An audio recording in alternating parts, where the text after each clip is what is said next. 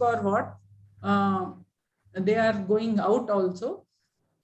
So for the benefit of participants, Dr. Nalini Ranjan Kumar is principal scientist at this institute, ICAR, National Institute of Agriculture, Economics and Policy Research. Earlier, he was working at principal scientist in Mumbai CIFE. And now, after joining here, he has been working on this farm mechanization, and he is an expert on the issues related to farm mechanization. So now in this budget also, government has given sufficient emphasis on farm mechanization. So this lecture is very important to understand the issues related to that. Now I would just like to invite my colleague Dr. Nalini Ranjanji for talk with the participants. Dr. Nalini Ranjan. Thank you, madam, for kind introduction. Yeah, your screen is shared and you can just in full slideshow. This lecture is made available on YouTube also.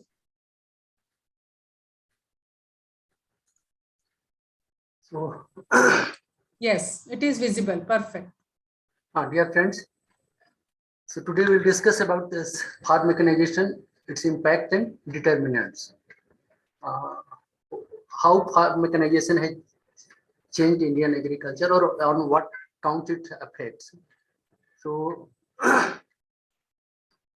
we'll discuss all those things. So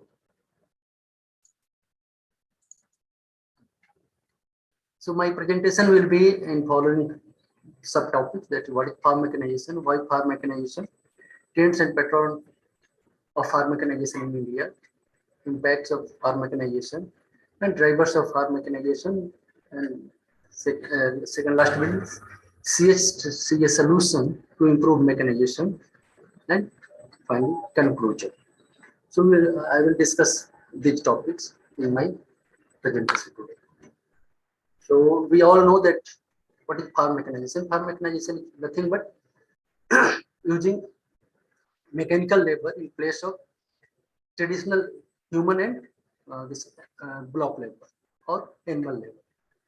So here in mechanized farm, plowing operation is done by tractor, sowing, applying fertilizer, and by drill, reaping and threshing by combined harvester, etc. Whereas in traditional agriculture, we used to use this bullock or this animal sources of drought power to do all these operations. So mechanization is nothing but a process of replacing biological sources of energy with mechanized sources of energy.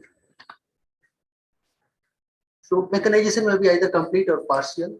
In complete mechanization, we remove this animal sources. Animal means mainly bullock and this whatever this others camel and buffalo sources are there. We remove those, but human labor remain in the process. So that is known as complete mechanization. But all the operations in agriculture is performed by machine only.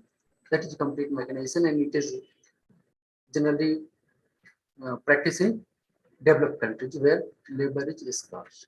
But in countries like India and other developing countries, partial mechanization is beneficial, where a optimum combination of all the three is required.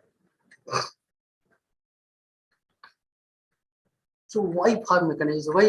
Why we decided to go mechanizing our farms? Because use of labor in agriculture is not uniform throughout the year. So sometimes we require more labor, sometimes we require less labor. So we cannot give work to labor throughout the year. And in case when peak period is there, we cannot manage with existing human labor. So therefore, machine labor is needed to smoothen the farm operation. Shortage of labor during peak periods. So that justify shortage also. Unreliability of available labor. Unreliability means the quality of work done by human labor or good of labor is not reliable because every individual differs in its quality of work and efficiency. So they are totally unreliable. Suppose a work has to be done by 5 people. You hire 5 people, they will not be able to do if someone is not as efficient as others. So they are unreliable. But machine is totally reliable. If this much work is done by a machine in hour, that will be done. And quality of this work will be also fine. So that is reliable. Quality as well as quantity of work is reliable through machine, whereas through individual human being or animal labor it is not possible. Therefore, to improve the quality of work, improve the efficiency of input use, reliable farm machinery are required. Inability of animate power of sources, that is human and draft animals, to complete operation within optimum period, resulting in losses in yield of produce. Just like in case of wheat, we very well know that after a certain period, delay in sowing cause yield loss. So with limited animal and drought power, we are not able to complete those operations within that period, resulting into huge loss of yield. But with farm machineries, we can expedite the work in a very short span of time, and we can save the deterioration in quality of crop and yield losses. So these are the regions. Fifth one is most alarming region, that unwillingness to work in agriculture. In spite of giving bread and butter to most of the people in this country, this agriculture, nobody wants to work in agriculture. Most of the people wants to shift from agriculture. It is mainly due to drudgery involved in agricultural operation. So without farm machinery, when we are working, a lot of drudgery is involved. So people do not like such kind of thing, and therefore they don't want to work. Harsh climate and environment. They have to work in sub-zero degree temperature as well as 52 degree temperature also.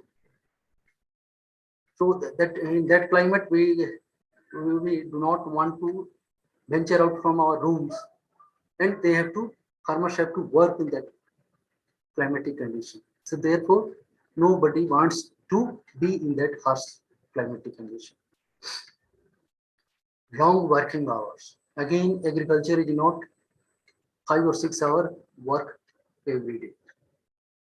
You have to go to field in the night also, and you have to start day very early. So there is no time period.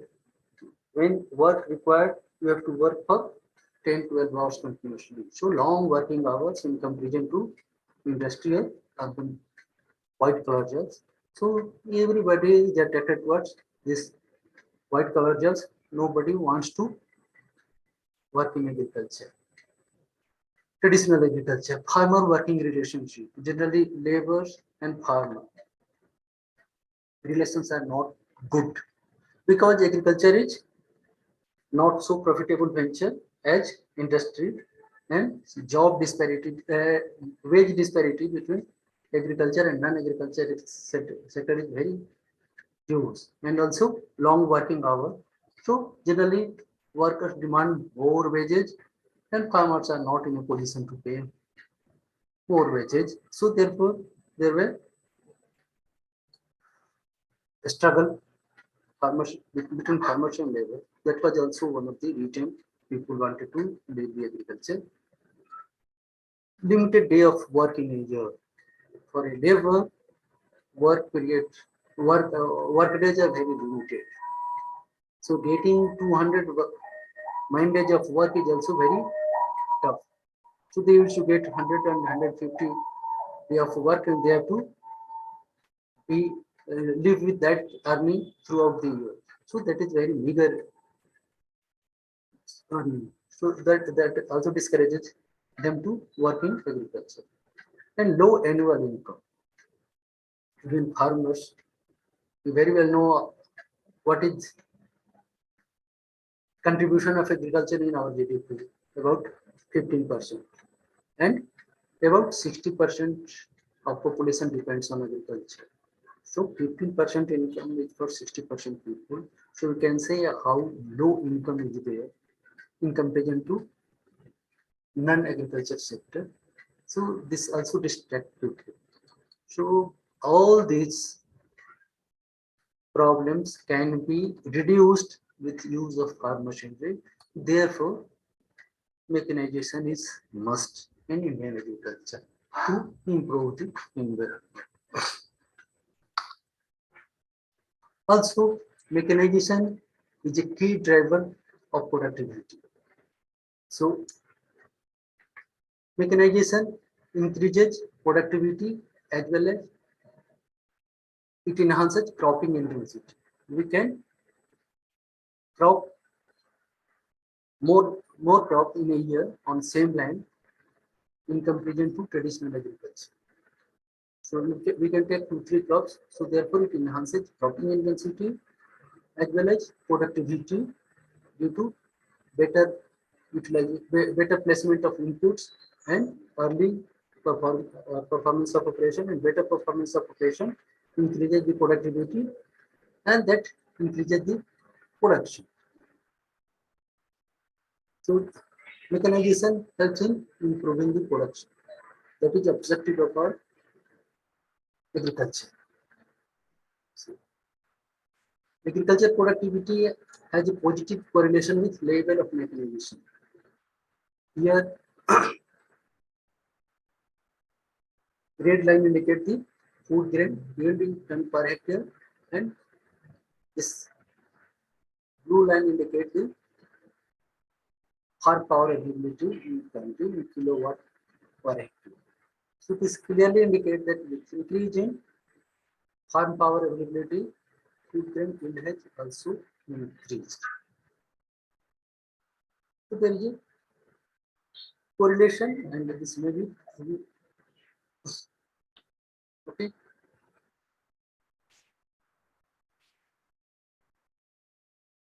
So what is the status of farm mechanization in our country? How it has been mechanized? So if we see region-wise use of farm machinery in India, this data is a little old, but you see agricultural tractor is highest in north.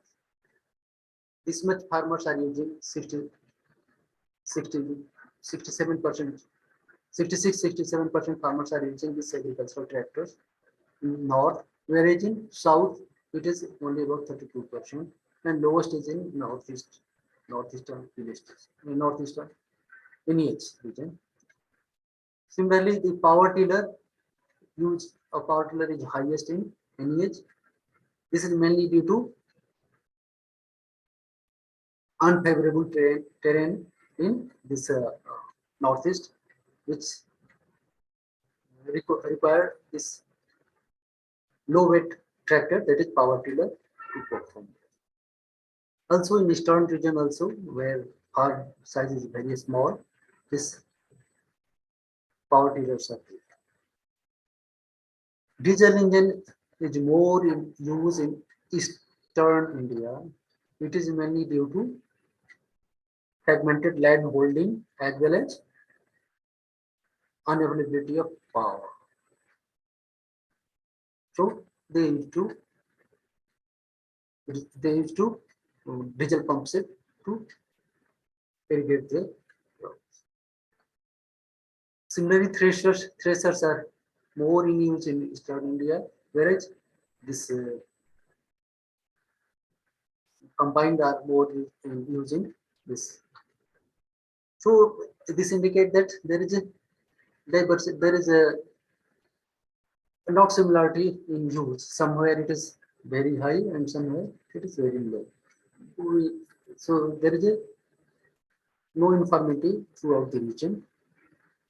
Okay, with respect to all the farm machine.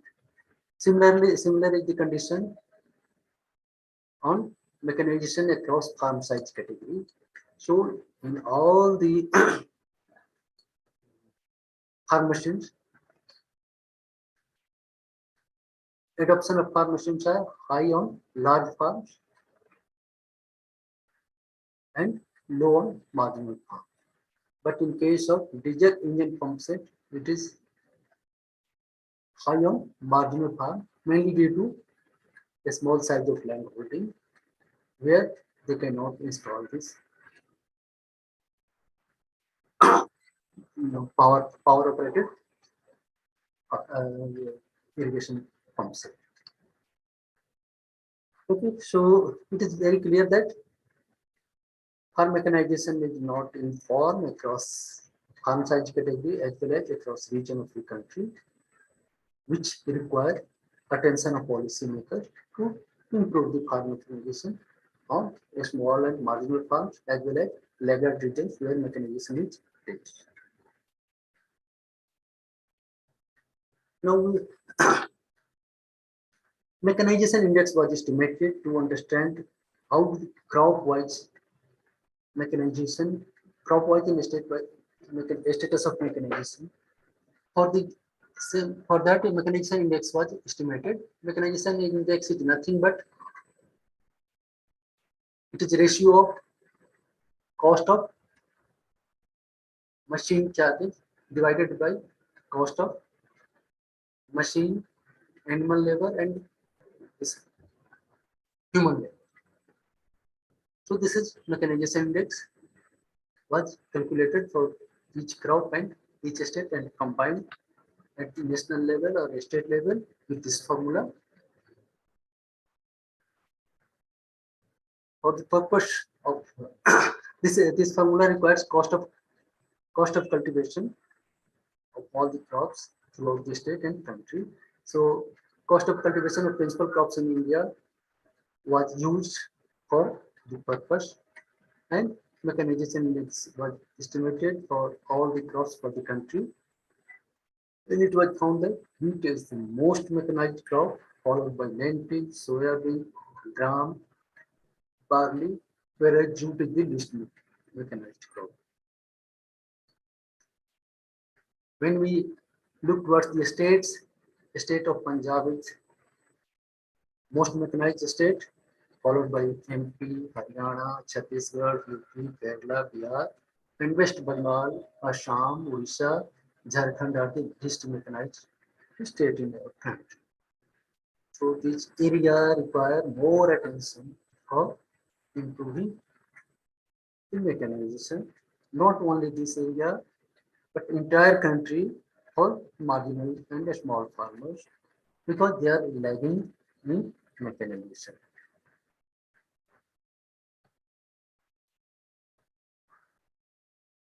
Okay. So now for understanding the impact of farm mechanization, uh, production function analysis was performed using mechanization index as one of the independent variables. So in that production function, Top-Douglas form of production function was used, in which P indicate total value of paddy output, A is the area of the paddy in hectare, M is the mechanization index of the paddy farm, and S is cost of seed used, MF is cost of manures and fertilizer, I is cost of insecticide, C is total capital used, cost of human labor, cost of irrigation, and miscellaneous cost. TY is just cost of period.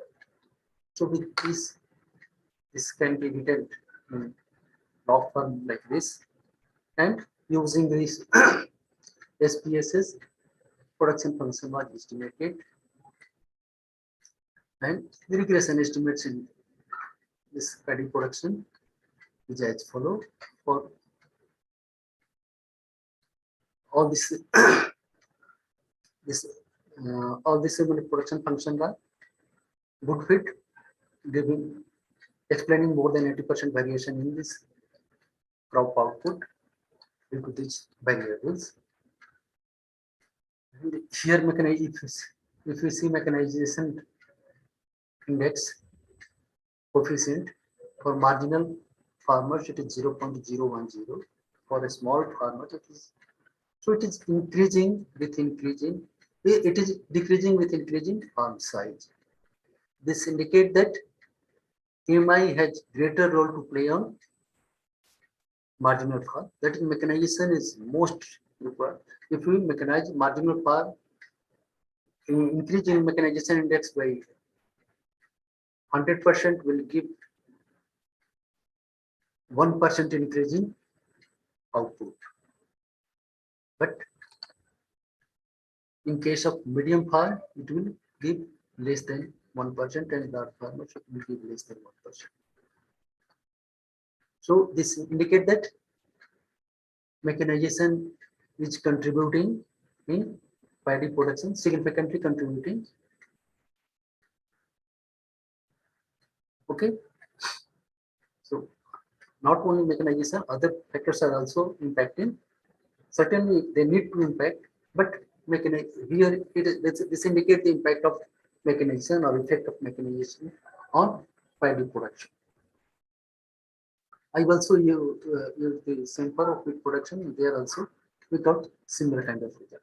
So, but here I am only presenting this figure. Okay.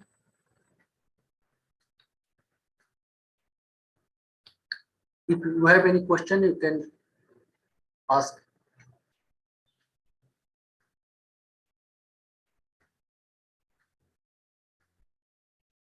No question.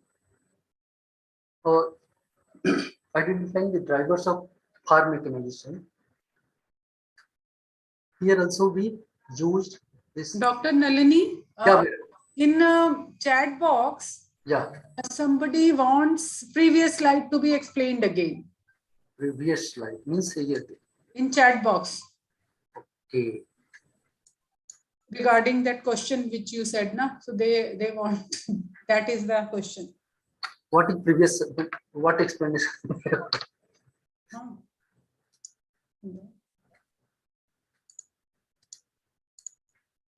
This one, this slide only, na? So these are the coefficients of production function. In log, this Cobb-Douglas production function, these coefficients are also known as elasticity of production. So in addition to other factors on which this crop production depends, that is seed, fertilizer, insecticide, miscellaneous cost, total cost, irrigation, human labor, we have also used mechanization index to see the impact of mechanization. This is proxy of mechanization, machine power. So how it is affecting. So higher the mechanization, this indicates that 100% increase in mechanization index will improve output at marginal farm by 1%. On overall basis, it improved by 1.3%. So any doubt? Similarly, in this seed also, seed is also important and significantly impacting this production of paddy. Here also seed is also giving good response. Fertilizer is also giving good response. Seed will give 17% increase within 100% increase in mechanization. This may be due to better placement of seed with mechanization. Okay. No question.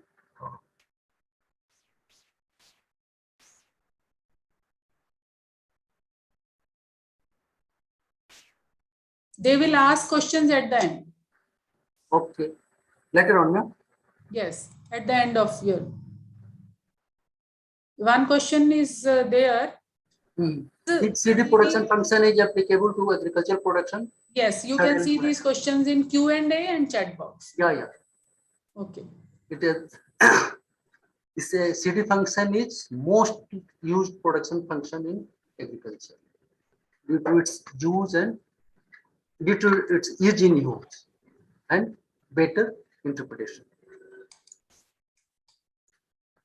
So drivers of farm mechanization, for identifying drivers of farm mechanization, also a log linear form of regression was performed, in which this y is a level of farm mechanization. So farm mechanization level of farm for identifying long-term farm mechanization on yearly basis time series data. I have taken here this tractor intensity, yearly tractor density, tractors per 1,000 hectare of net sown area as dependent variable as a proxy of farm mechanization. Because in India, still mechanization is mostly tractorization. Although other sophisticated implements have come into picture, but it will give rough approximation of farm mechanization, and therefore I have taken for my yields this number of tractors per 1,000 hectare of net sown area every year as dependent variable to represent the level of mechanization, and giving a thought that real wage rate of male labor in agriculture will influence the use of mechanical power. Per capita electricity consumption will also influence the use of mechanical power. Road density will ease the transportation of machine and therefore may influence use of machine power. Agricultural GDP at constant price. This agriculture GDP indicate one sort of income to the farming community. So therefore, that will also increase the influence the mechanization level. Cropping intensity also representative. Higher the cropping intensity, people have to go for mechanization. Otherwise, it is not possible with block labor like that. So other variable is institutional credit to agriculture. How agriculture credit is influencing mechanization, because most of the tractors purchased in India are purchased through some financial support from institutions. And last variable is index of terms of trade between agriculture and non-agriculture sectors. This also indicate profitability of agriculture in comparison to other sectors. So that may influence the level of mechanization. So with these variables, I run this production by this regression function. So tractor density, when I estimated, this was the tractor density for each and for different states during 1617. Haryana was at the highest position with 76.37 tractor per 1,000 hectare net sown area. Punjab second, Bihar third, like this, and Kerala at low level. This indicator. How I estimated this tractor density, because assume that a tractor has a life of 10 years, and so I taking 10 years, addition of 10 years with cell data. I added the 10 years figure and make suppose for what is the availability of tractor in 283. So for that I summed up tractor sale in India 10 years before. So that gives, so similarly I estimated the tractor availability up to 15, 16 and divided by net sown area and got this figure. So only these 5 variables retained in this regression. And these were the real wage rate, electricity consumption, kilowatt hour per capita, road density, institutional credit, and agricultural GDP. So in which this real wage, institutional credit to agriculture, and agricultural GDP were highly significant and positive. So that indicate that increase in wage rate has increased the chances of mechanization. Similarly, this institutional credit availability has also played a great role in improving the mechanization, and agricultural GDP, increase in agricultural GDP has significantly contributed in mechanization of agriculture farms. So these are the 3 factors or 3 determinants which have influenced mechanization in India in recent past. Because we have taken data from 1991 to 1670. So these are the factors out of which agriculture GDP is highly significant and contributing most. So we need to do all those things to improve the agricultural GDP, increase the agricultural institutional credit to in agriculture, and developing non-farm sector that will influence the wage rate and that will contribute towards mechanization of agriculture. So, so till now we understand that why mechanization is required, what is pattern of mechanization in country, what is trend of mechanization, and how it impacts the agriculture production, and what are the factors determine the mechanization level in the country. Now, what are challenges in farm mechanization in India? Why farm mechanization are not moving? So, this first and foremost important factor is dominance of marginal and small farmers in Indian agriculture that jointly contribute about more than 86% of total 14.6 crore land holdings and account for 47.35% of total operated area. So this indicates that farms are very small, that is 1.08 hectare size, and also fragmented and scattered. In Eastern India, if you go, the farms are fragmented. A person having 1 hectare farm will be in a plot of maybe 20 or 25, and scattered means it is located at 20 odd places.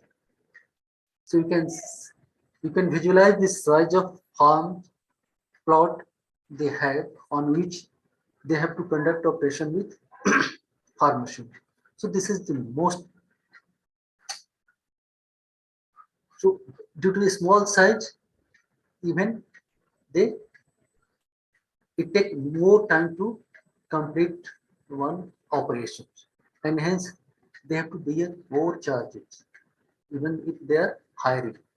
So cost of operation increases with reduction in size of farms, and the small and marginal farms are having a small plots, and therefore they are at disadvantage even in case of hiring or operating their own farm machinery, because it takes more time. More time is more fuel, more cost. And this fragmentation and shrinkage of farm size will continue in future also due to the rising population and our archaic rules and regulations in this country that each and every progeny of a person is having share in that agricultural land, that it will be divided equally. So it has to be fragmented and distributed, so size will shrink, and that will again make difficult for farmers to purchase farm machinery, own farm machinery, and operate on this farm.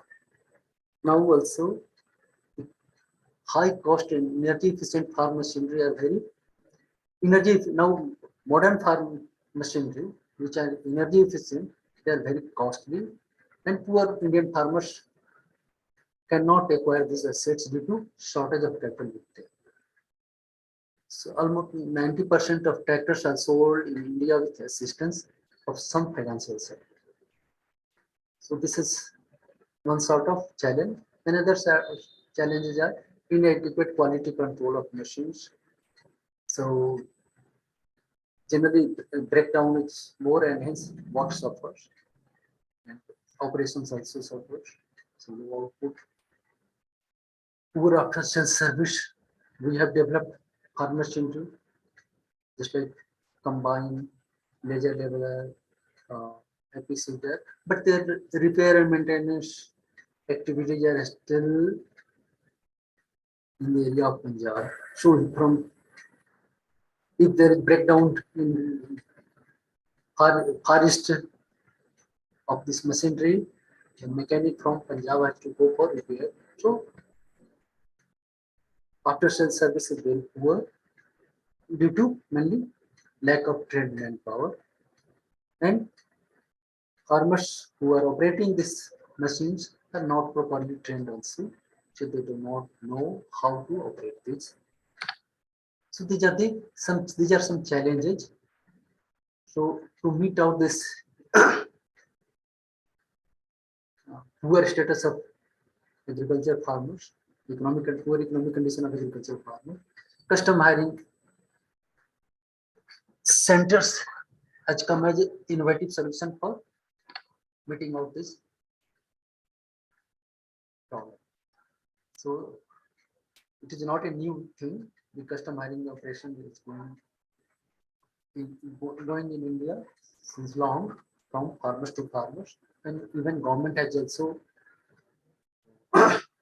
started agro services through which tractors were available on hire, but those were not very successful. But in latest recently in 2014, government of India come out with this custom hiring scheme, in which government is trying to establish one custom hiring center in each village. So this custom hiring centers provide farm machinery and on rental basis to farmer who cannot afford to purchase high-end agricultural machinery and equipment apart from servicing old machinery. CHC, these custom hiring centers are also equipped with this, maintenance and repair of farm machineries. So they need to appoint one person or learn the tools, their skills to repair and maintain the farm machinery. The CSC play a vital role in introducing high technology agriculture machinery to small ordinary farmers, which they cannot use on their own. So this is the thinking behind custom hiring center. Why custom hiring? To make available various farm machinery, high quality farm machinery to a small and marginal farmers, and to offset the adverse economics of a scale due to high cost of individual ownership, to improve mechanization in pasturage with low farm power availability, and to expand mechanized activities during cropping season in large area, especially in small and marginal areas. And last one is to provide hiring services for various agricultural machinery, implements, and high value crops specific machines applied for different operations. So some machines are very costly, which an individual farmer in India cannot afford, even with how much large farm, even maximum allowed farm size 15 hectare or 20 hectare farm size cannot afford to buy those high sophisticated farm machine. So it has to be purchased through custom mining center so that it can provide services to large number of farmers to make it economical. So therefore, custom mining services is, but I have studied in the state of MP the performance of custom hiring center, and there I found some issues that once the custom hiring center allotted to the farmers and individual, after some time it discontinue this operation and leave the farming and shift to other business or other job, even if he is getting some job of PN in some organization, he leave the custom mining center, due to which all the farmers should do becomes useless. So that is not working. Another is some very large farmers also get allotted this custom hiring centers, because since they have large land holdings, they cannot get sufficient, they could not get time to operate on others' farm. So hence that custom hiring center is not a custom hiring center in practice, but only in book it is custom hiring center, but in practice it is farm machinery hold by one individual farmer. And unawareness among farmers about this scheme. So most of the farmers are not aware about this scheme and even the benefits of machineries. So they need to be make aware about the benefit as well as this institution.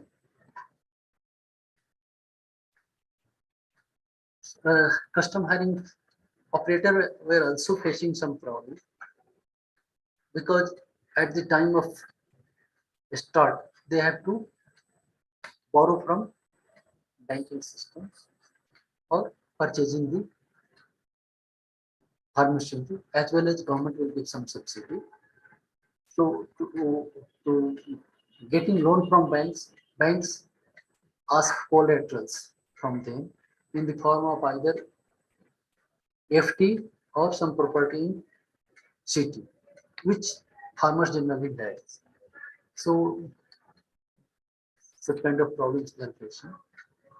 They are also facing problem of combination of farm machineries approved by this state government, that these machinery you have to purchase, whereas most of the farmers who goes for this custom hiring center, they are having one or two farm machinery, so they want that they should purchase other farm machinery rather than they are holding with them. So that is also their problem. And another problem is government has fixed maximum selling price for individual farm machinery, which this dealer exploit. Even if prices of particular make is lower, they quote highest selling price, and in that way they cheat the farmers when they are purchasing with subsidy. So such kind of things customized these operators are facing, and farmers are facing problem of poor economic condition. They generally lack cash for the payment of machine hiring charge. Generally, marginal and small farmers are very poor. They do not have much surplus, and at the time of showing operation, they are left with no money to pay the charges for the machine, because they have to pay for the inputs also. So they generally require these services on kind basis. And a small plot size which takes comparatively more time to complete farm operation. So a small and marginal farms are facing such kind of problem. Lack of awareness about benefit of modern farm machineries. So most of the marginal and small farmers are not aware about why should we go for mechanization. If I can dig my plot with Howdah, why should I go for tractor? If I can harvest by my own, why should I go? Or if I am broadcasting my seed, why should I go for this seed drill? So such kind of things, they are not aware. What are the benefits? Why should they go? So they need to make them aware. So now on the basis of all above discussion, we can conclude that the farm mechanization helps in improving crop yield output, but still there is a huge gap in farm mechanization across farm sites and regions in the country that need to be bridged. In addition to other factors, increased flow of institutional credit to agriculture sector, increase in agricultural GDP, and increased real wage rate have driven farm mechanization positive direction. So easy availability of institutional credit in agriculture will go a long way in improving farm mechanization. Developing non-farm sector will shift some agricultural labor that will increase the wage rate, which will force the farmers to go for mechanization because mechanization is adding to their income. Therefore, it is necessary to go for mechanization, and for the purpose, labor has to be shifted by developing non-farm sector. Consolidation of land holding and enforcement of land leasing law in all the states, particularly in eastern region where lands are fragmented. So if the farm size is very uneconomical, why a farmer should continue to go for agriculture? You can lease out his land to other farmers and work somewhere. So that will give some income to that person as well as income to other farmers. So that will also increase the size of operational land holding. To sustain the pace of farm mechanization, easy availability of farm machinery on high at affordable rent to small and marginal farmers is must, without which they cannot afford to use farm machinery on their farm. Therefore, strengthening and scaling up custom hiring services is need of power to improve farm mechanization in our country. How to strengthen the custom hiring sector? Allocating CHC to only those youths who have land and have experience in cultivation for at least 2-3 years after education to ensure his continuity as CHC operators in long term. Compulsory skill development of allotting custom hiring operators in upkeep and handling of farm machineries as well as modern farming techniques so that they can become an extension agent because he or she has to operate in on other farms. If he knows modern farming techniques, he can benefit other farms. Giving freedom to custom hiring operators in selecting improved farm machinery and implements, and establishing workshop for repair and maintenance of improved farm machinery in hinterland to make it easily available to the farmers, and subsidizing farm operation for marginal and small farmers for their easy access. Thank you very much. Now you can ask any sort of clarification or question related to whatever I have discussed. There are some questions in the chat box. Should I read or you will go on your own? Anita has asked, sir, which website gives us correct data on mechanization Which, yes. tractors availability in India? You can visit this Directorate of Economics, Government of India, Ministry of Agriculture, Government of India, on which you can get sale and sale of tractors, annual sale of tractors in India. So you can get based on your study in 2030, what proportion of agriculture can be mechanized and its impact on disguised unemployment. Please elaborate on this. Then there is another question. Yeah. Can direct benefit transfer payment for mechanization majorly on hiring charges will help the medium and the small farmers for best utilize CHC. Okay, so this may work. Direct benefit transfer to farmers will, at the time of sowing operation, certainly will improve the cash availability with them, and they can go for this hiring farmers.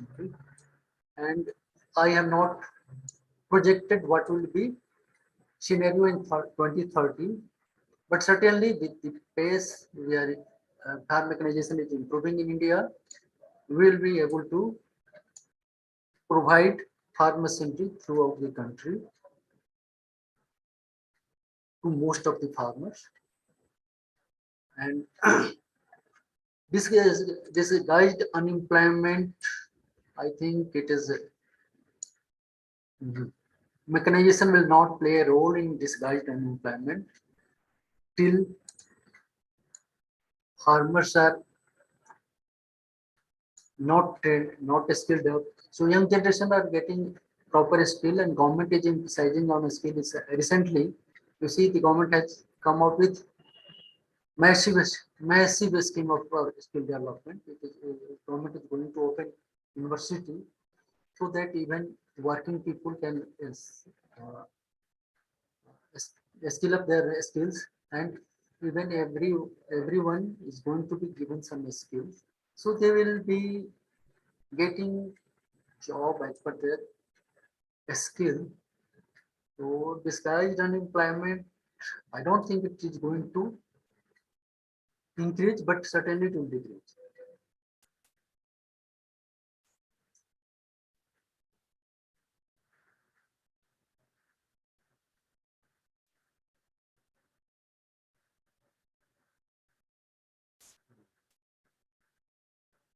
Agriculture employment and farm mechanization, how this can be matched in modern agriculture.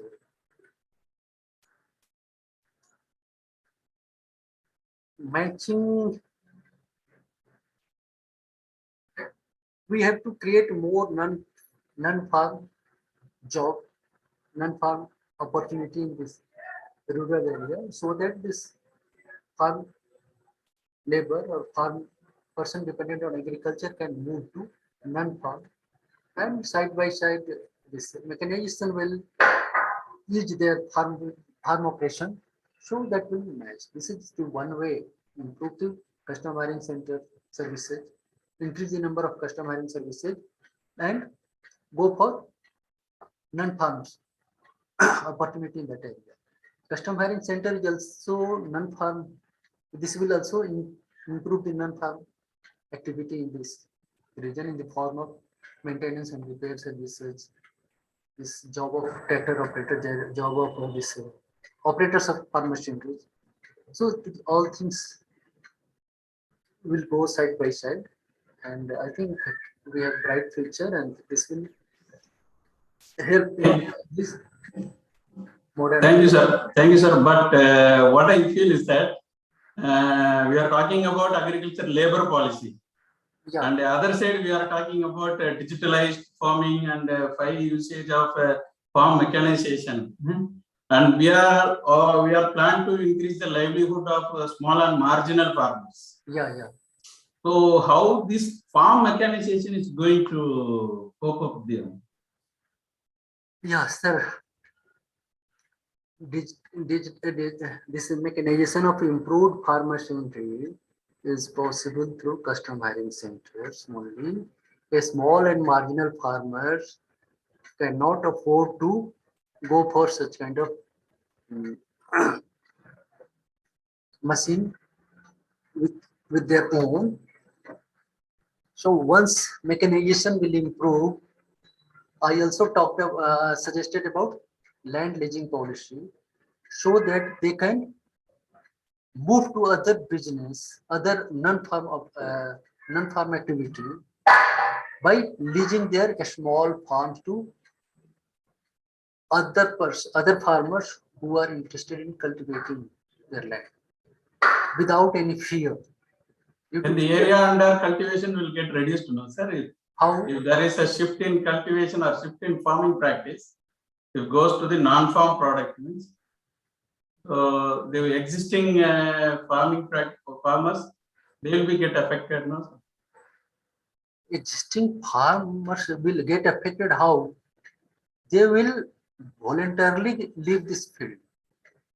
With increase in non-farm sector, they will voluntarily shift toward that due to better opportunity in non-farm sector, not due to force. They will not be forced to leave. Just like now, they are not being forced to leave.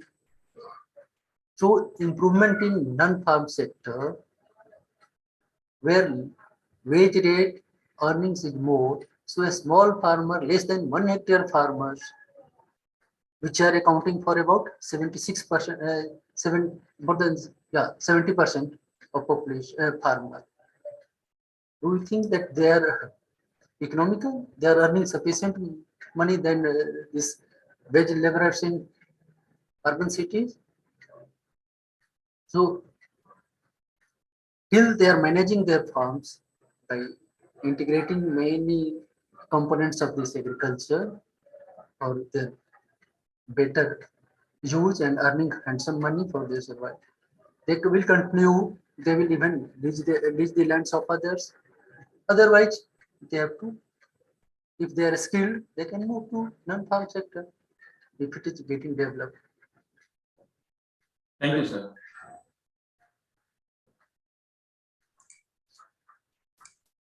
So is there anyone from Dr. Akka? Are you there? Yes, ma'am. Yes, ma'am. Yes. So I would like to request you to propose a vote of thanks from your participant side. Sir, you can unshare your screen. Okay. Yes. And 1 minute, sir. Like there are 2 questions in Q&A also from Dr. Ganga Devi regarding they want some publication on mechanization for their reading purpose. If you give it to us, we will share with them. Okay. Another is how the real wage rates influenced the mechanization. The real wage rates increases the cost of cultivation, and real wage rate is indication of unavailability of sufficient labor during peak hours. So that forces farmers to go for other option, cheaper option, and farm machinery operation through farm machinery is a cheaper option. So therefore, farmers go for this mechanization.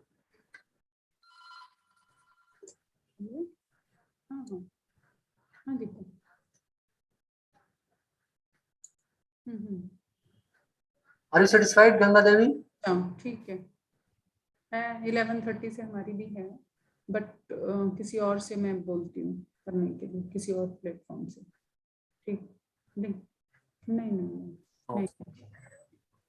ठीक So we can take some literature from madam. I will share to madam. Okay. So good afternoon to all. Yeah. So Dr. Akka. Yes, ma'am. Yeah. So first of all, good evening, sir, and good evening to all. So it's my great privilege to propose a vote of thanks to Dr. Nalini Kumar, sir. On behalf of all the panelists and attendees, I extend my vote of thanks to Dr. Nalini Kumar, sir.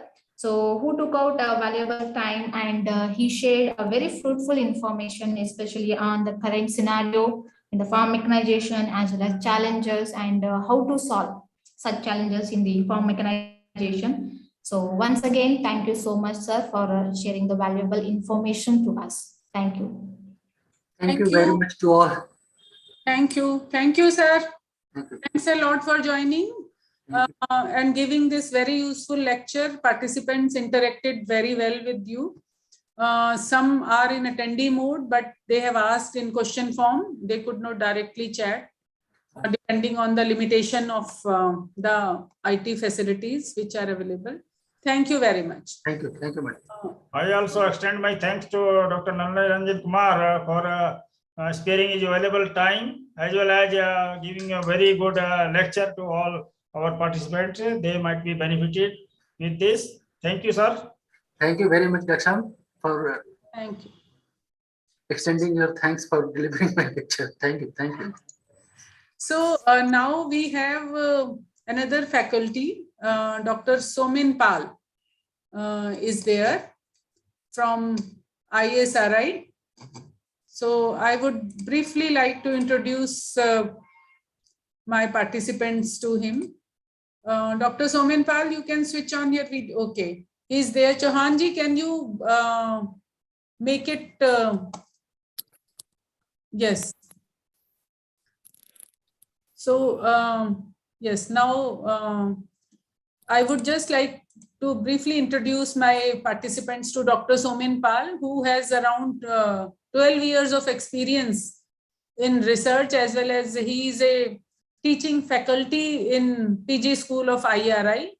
And he has wide areas of interest, basically a statistician, but he has got knowledge of web technology, statistical modeling, information systems, mobile applications development, and he has also acquired knowledge of this open source software knowledge. Actually, the belief is that software packages are not available to everyone in universities. So now slowly statisticians, they are trying to shift towards this open source software R. He has already given the link to you in the morning, which was shared to you with my colleague, from my colleague, Dr. Dilip. And I hope you have downloaded. In case some problems are there, he would definitely be able to tell you the tricks for that. And besides this, he is also involved in e-governance project, and he has written several papers on statistical modeling and IT domain. So teaching various courses, and he has also conducted training on this R software, 21 days only on R. So that is something wonderful. So I thought it is appropriate to have a faculty like Dr. Somin Pal, who is an expert in R, to teach you some basics of R. In this particular training, we will try to have as much as possible lectures in R for the techniques which you will be learning. But sometimes it is not possible because all faculty are not conversant with R. But you can, the knowledge which you gain from this lecture will be sufficient to apply any trick to R.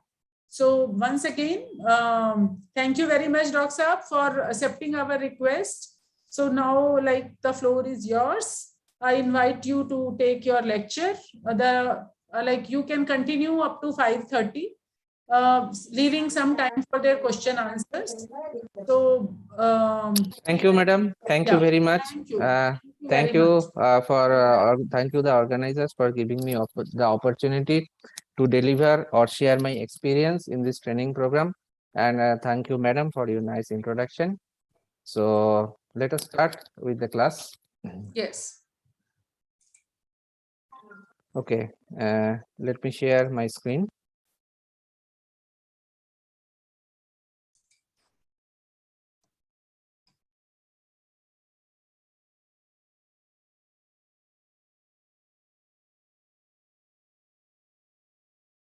Is the screen visible?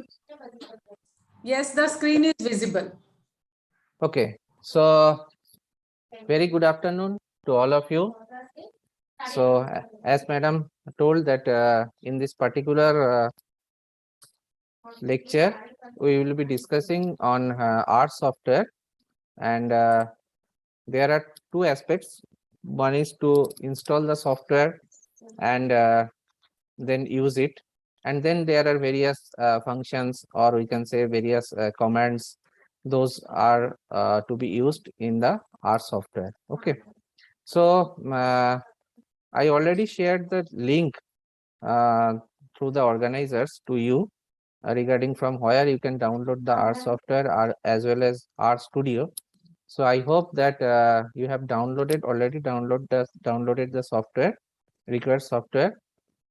Please let me know in case you are finding any difficulty in installing that.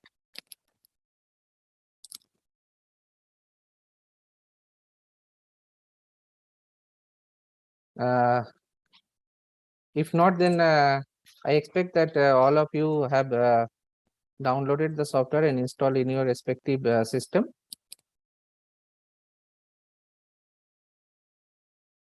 Right?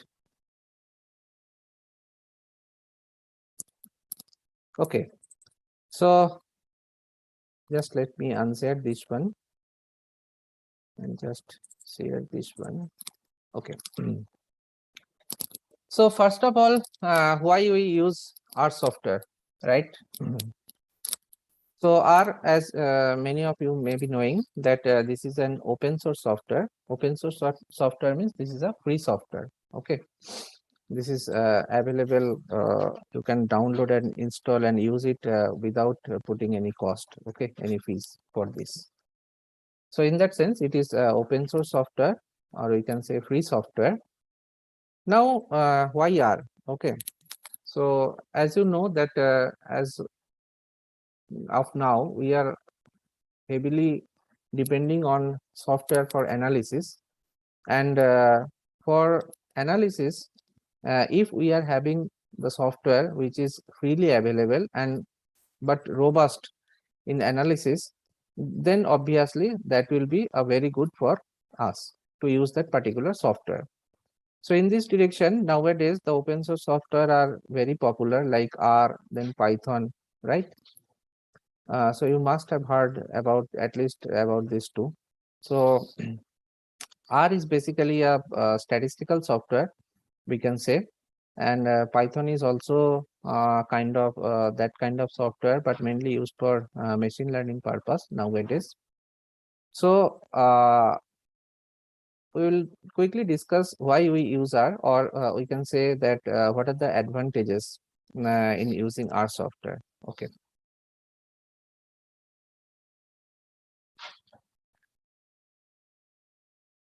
So as I mentioned, that is, first of all, it is a free software environment for statistical computing, and this particular software is available for across the platforms. Okay. No, I have just changed the slide. Okay. From slide 1 to means page 1, I have moved to page 2. Is this visible?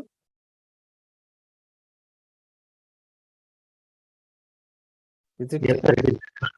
Okay, thank you. So then this particular software is available for different platforms, like you can use it in Windows as well as Linux environment or Mac. For different platforms, different versions are available. Then the next thing is that here the latest statistical techniques, or you can say the methodologies, those are available in terms of packages. Okay. So we will see means what are the package and then how to install it and load it. We will see. So you can see that the latest statistical techniques, because R is used mainly among the researchers or academicians. So what are the latest technologies or methodologies? If they publish in the form of package, those are freely available across the globe. Okay. So you can just install that particular package and you can use that particular functionality. And for each and every packages, there is one help file that is also there, help manual. So you can go through all the methods that are available into that package and can use accordingly, right? So this is a big advantage.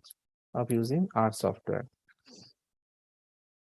Then we can say what is the kind of we can say a disadvantage for some, in the sense like you have to program. This is not a just click based software, okay, like SPSS. You do certain means clicks and you get the result. So you have to write your own program, means whether it may be a one-liner, it may be 10 line, or it may be 100 line, depending on what you want to do with the software, right? What kind of analysis you are performing. And as well as it is advantage in that sense, like when you do your own, okay, you write your own program, you will be having better understanding of what you are actually doing. Okay, sometimes the softwares, like they appear to us as a black box. We give certain input and they produce certain output, and what is going in between, that we don't understand actually. Okay, so there is always a scope to understand it better, whatever you are writing in R as a R program. Okay, so you'll be better understanding of the methodologies or techniques that you are using. Few more advantages are like this. Like it is a very good graphical support. Okay, you can produce very good graphics in R. Okay, and some dedicated packages are also there for enhancing the graphics things in R. Okay, so you will be having very good number of packages dedicatedly for the graphics. Okay,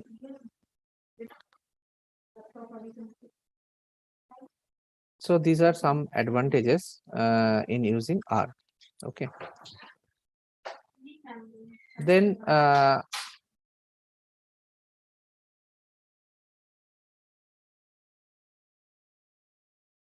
if we see just the origin of R, means how this name of R came. So it was named after two persons, Robert Gentleman and Ross Ihakaha. They were from the statistics department at the University of Auckland. They started this project on R in 1995, and hence the initials of those two persons start with R. So that is why the software has been named as R. Now R, by R, the name of the software is R, as well as the language that is used in this software, that is also called R, right? So R is the name of the software as well as the programming language that you will be using, that is also called R. Okay, and it is a it was started long back, like in 1970s, with the language which is called S language, that was developed at the Bell Laboratory. Okay, there was a famous Bell Laboratory where C was also developed. Okay, and then from there S language, the S plus systems that was developed, but later on it was gone into some other direction, and these are evolved. Okay.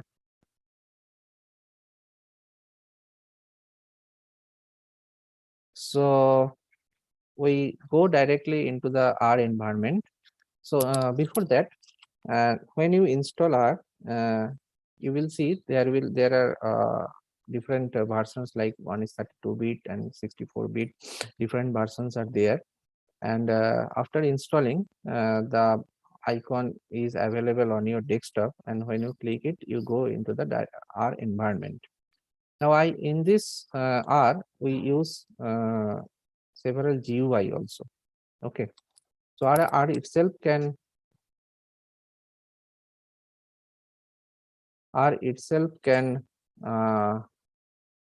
okay, yes, okay, fine. In between, I was just checking the chat. Okay, if there was any message for me. So what I was telling, that when you go to the R, so here you can also write your program, okay, and do all your analysis. But what happens that on top of this R environment, we produce another GUI, And here we will be using as a GUI what is called the R Studio. Okay, so it was most popular GUI on R. So at the back end, the R engine is running at the core. Okay, and on top of that, there is some graphical user interface that is provided with the R Studio. So why do you use such GUI? Because of ease of using this particular software.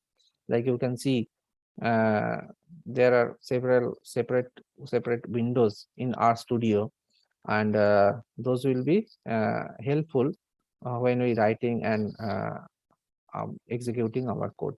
Okay, and there is a separate graphical user window. Then there is some environmental variables window. There is a console window. Okay, those kinds of things. And when we try to import and export the files from here, that is also very much you can do with ease when using the R Studio. So that is why on top of R we provide this GUI. Okay. So I just unshare it and I share the R environment, that is the R Studio, with you. So is this environment visible to you? The R Studio?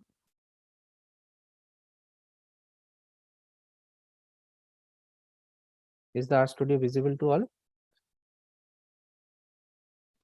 Yes, sir, it is visible. Yeah. So in the left hand pane, you can say the upper side. So this is the code editor portion where we used to write our code. Okay, this is the code window. Basically, here we used to write the code, and the code what we write, that is executed in this console section. Okay.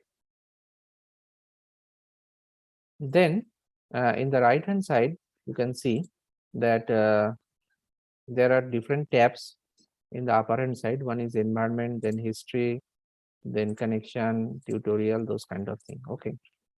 So basically whatever the variables we will be using, those variables you will find it here along with their values. So that is not that much important, we can say. Now there is one very important tab that is available here, that is the import dataset.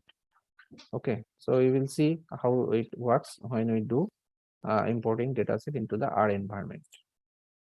And in the right hand side bottom window, here you can see files, then plots. So plot means the graphics that we generate using R code, that will be populated here into this plot. Then packages. So we will see that what are the different packages those are available in the R. There are some base packages actually. Those are already available with the installation when you install the R. Okay, now apart from these base packages, if you want to use some specific package, then how to install that package and use that package, that we will also see. Then there is one help tab. Here the functions that are used in R, for each and every functions, the help manual is given. Okay, and this is also very we can say robust help manual. And okay, so these tabs are important. Okay. Now first of all, you can see this particular file.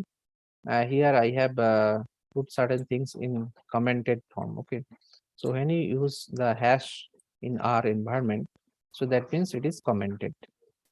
Okay, you can see these are coming in some separate color, so that means these are comments, only the comments. In the programming language, we used to make comments for clarification what that particular code is doing.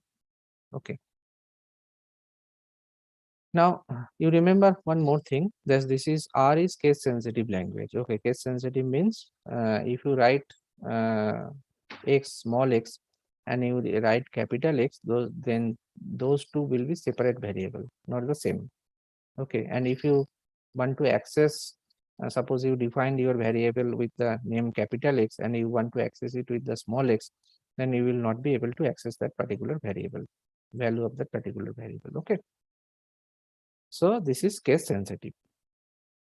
Now in this particular lecture, we will discuss about some data types. If you have certain understanding on programming language, you know that each and every programming, there is certain data types that we use. So we'll be discussing only 2-3 data types. Those are very important when you deal with the R environment. And then we will see how the functions are written in R, how we get printed the different value of the variables in R. Then we will see the export import, means how do you import file, import your data set into the R environment. Then we will see that how to use a particular package, install and load that particular package into the current R environment. Then we will see, possibly if time permits, that some graphics. Okay, how do you generate graphics? What are the corresponding function or commands for that? So that we will discuss, right? So far, is there any question from participants? Or please be interactive, means if all of you have installed the software or you have having any difficulty in installing that, or do you have any query till now? Sir, Yeah, sir, why we want to use R Studio instead of R? What is the difference between R and R Studio? that's what I have told you, na, that you can use simply R. There is no problem. Okay. But on top of R, we use certain graphical user interface that will facilitate the user, its user, to some extent. Like I have shown you, like importing data set. Okay, and there are several few things that is that can be easily handled when we will be using the R Studio. Otherwise, the functionality wise, they are same. Means whatever you can do with R Studio, we can do everything with our environment. But this, in addition to that, there is some we can say functionalities in our environment, in our studio, that will facilitate the user to interact more easily with the software. Okay, so that is why we use that. You can experience both. You can use R. Okay, then you can come to the R Studio and you can see the difference. Okay. Thank you, sir. Otherwise, functionality wise, there is no problem. Any other question?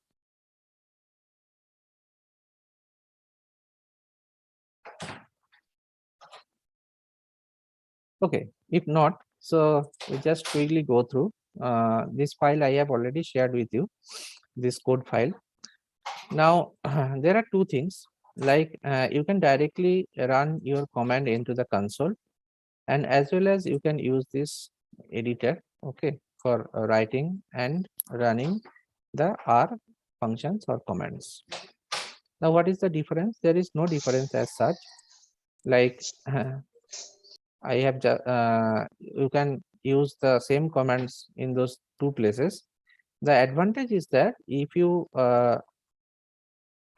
create your own R file, then it will be easy to refer when you refer it further. Okay.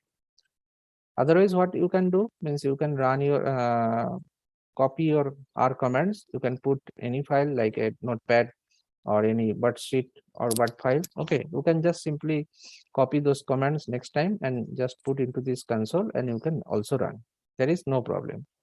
But if you just save your all the commands in a particular file, okay, that will be beneficial to use. That will be easy to refer. Means suppose if you are in a project, you are doing some different activities, and for that you create different R files. Okay, so that will be helpful to track or refer.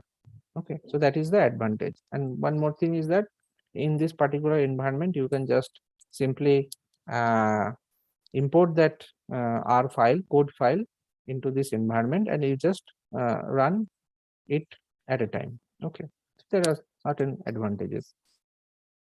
And obviously some in clarity of this code is also there when you are using the R script.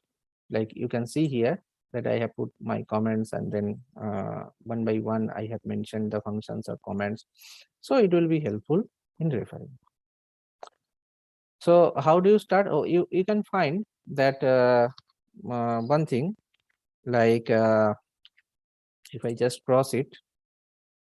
Okay, so you may be having first time you will getting this, not the top window, you will be not getting the editor one. So what you have to do, you have to just click on the file, then you go to the new file and then click on the R script.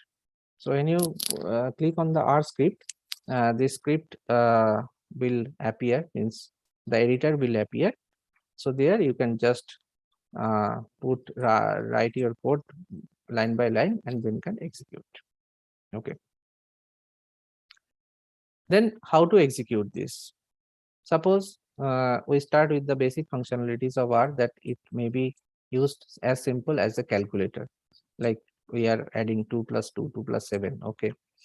So how do you run it? So you put your cursor anywhere in this particular line to run a line. Okay. You can put it here, put it anywhere. Your cursor is blinking here, and here you are getting the run button. So what is that? Run the current line or selection. Means you can just put your cursor here and you just put on run. Okay, or you can just select this one. Okay, and then you can run. Okay, the selection may be part of a line or a full line, or selection can be for the more than one line, multiple lines at a time. Okay, so you can just select and then run, then it will run. Okay, so I just run it. So you see here the command that we have used, that is mirrored here in the console, as well as the output. Okay, so output always comes with this number. Okay. So you just copy the code that I have provided to you, and you can run simultaneously with me to have an understanding of this. So you can see this is as simple as addition. This is division.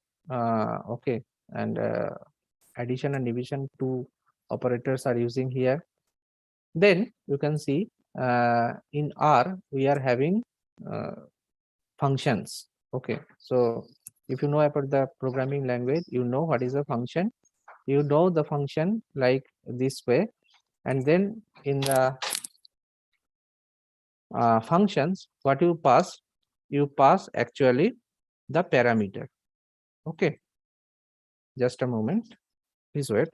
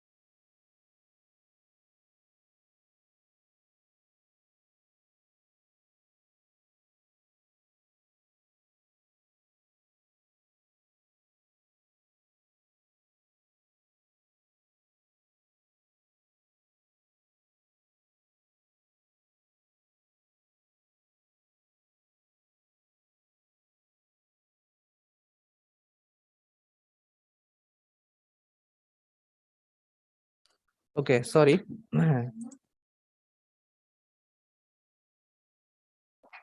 Then you can see here that square root. Okay, so this SQRT, this is used for square root. So square root of 9 is what? Square root of 9 is 3. Okay, so 3 plus, then this is this symbol is used for to the power. So 5 square. basically. Okay.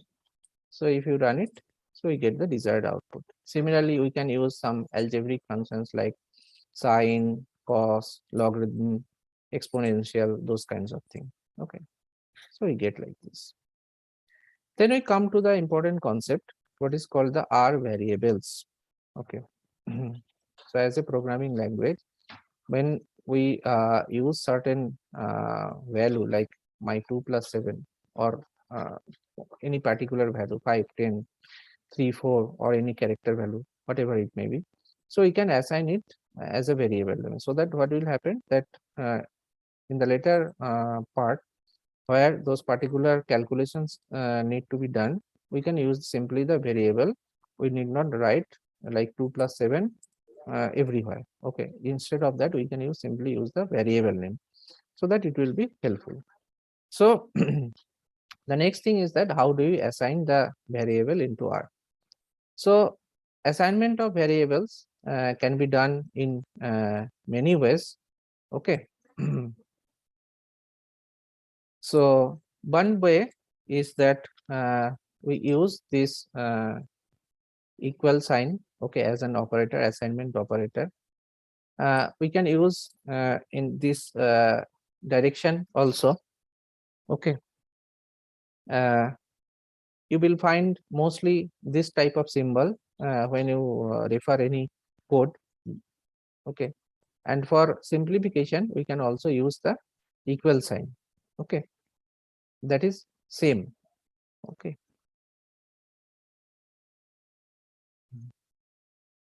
Now, when you do this, I have assigned this V1 and V2 value. You see here in the environment section that values against V1 that is stored as 9, and for V2 it is stored at 0.25.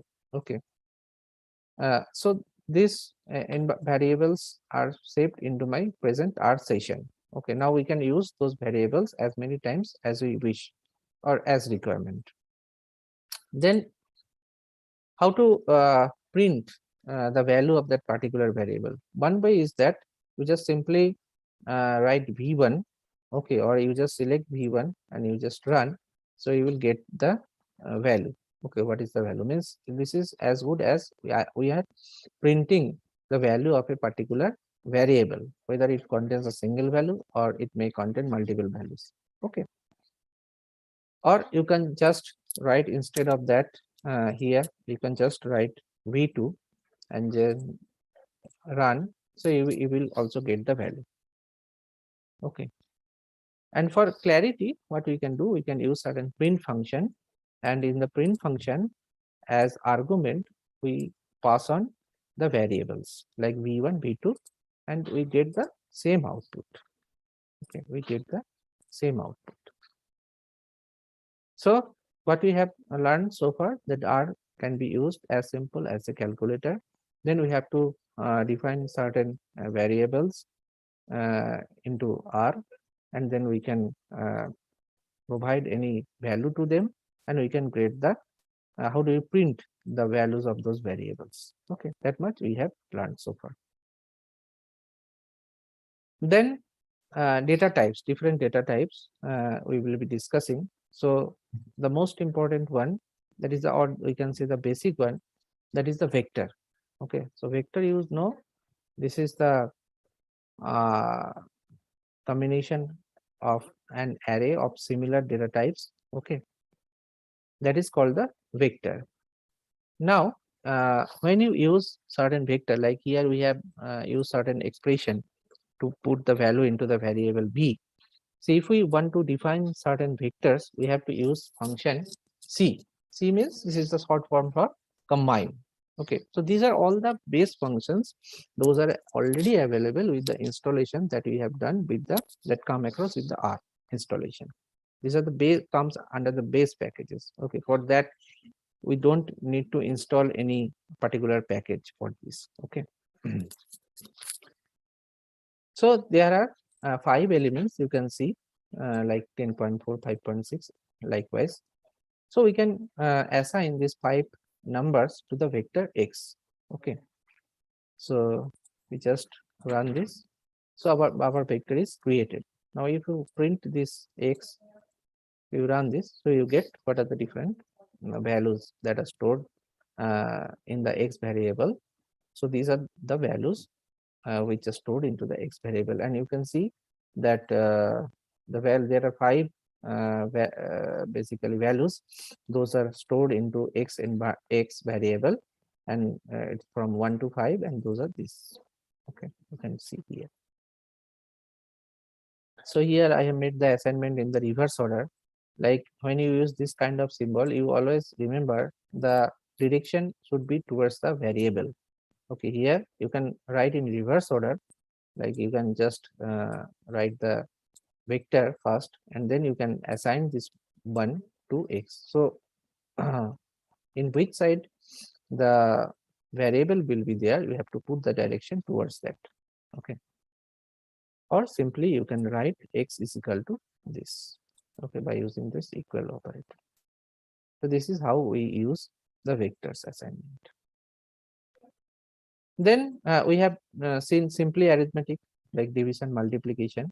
Then we can find vector arithmetic, okay, some common arithmetic functions, and we pass the argument as a vector here, like log x. So what we will get? We will get the logarithm of each of the individual elements what are there in our vector x. So if you run this, we will get the 5 different values for x.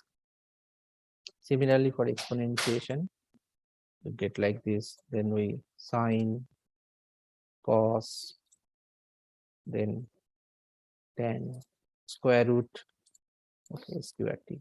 So we get like this. Got it? Then now you see that these are very synonymous to the corresponding name of the functions. Okay, logarithmic, for that function name is log. Exponentiation, the corresponding function name is exp. For sine, cos, name is same. Okay, square root sqrt. Okay, now we go towards certain few towards the advancement. Like then we want to get what is the maximum number out in that particular vector that we have used. So for that, what we use the function max. Okay, if we done that, so you know what is the different values of x, this one, and we know what is the maximum value, that is a 21.7. Similarly, if we get the minimum want to get, so this is the minimum value in the vector. Okay, then we can get the range. What is the range? That means that a range is varying from maximum to minimum. Okay, so you will get the range here, 3.1 to 21.7. Then if we want to know the number of elements in a vector, okay, the length of a vector. So basically we use length. So 5. There are 5 elements in a particular vector. Then we want to sum all the elements. Okay, so we get the sum. Or we sort. Okay, so we sort. This is your in the ascending order. Okay, or we can say increasing order. Now in the functions of R, they support multiple parameters, okay, or the arguments in a single function. So you will be experiencing this in most of the functions. Like here we use the sort. So by default it is what? By default it is in the increasing order. Now if you want to change the order, so for that you have to use the additional parameter. Okay, so how do you get it?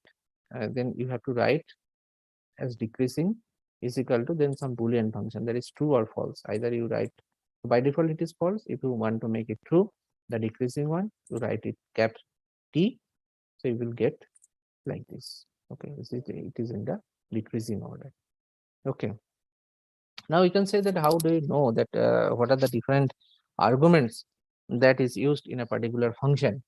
So for that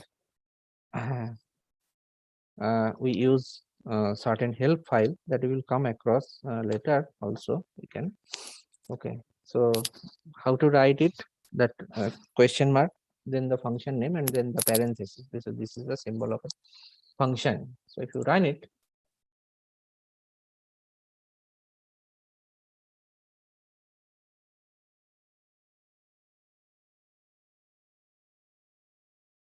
you see here sort. Okay, so you get the usage, how to use the in the help file basically. Okay, so these are the different arguments that are mentioned here, like x is what? X is your data, then whether it is decreasing or increasing, then some other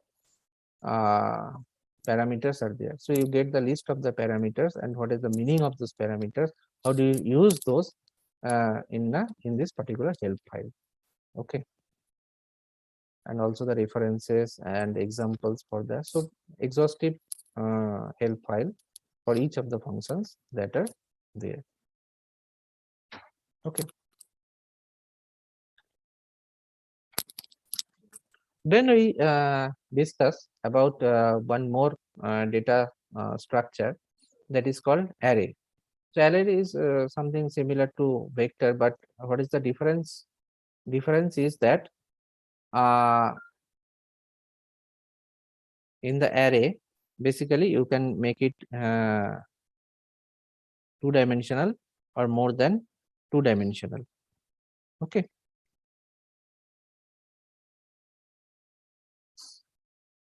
Like you can say that we want to generate a two-dimensional array that is 4 by 5.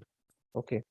So this particular parameter, this is used to mention the dimension. So my dimension will be 4 by 5, and when you use this, you see you have to put it C. Okay, because we use the vector as a parameter, as a value of your parameter. Okay, and in that particular array, we used to put the number. We used to initialize the array with 1 to 20, number 1 to 20.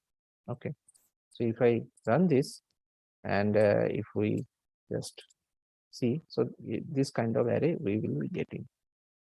Okay, so starting from 1 up to 20, so it is 4 by 5 array. Similarly, you can also create three-dimensional array also. Okay, like this. Okay, this is the three-dimensional array that we can. So this is another data type that we will be frequently using. So far, it is okay with you. Any question up to this?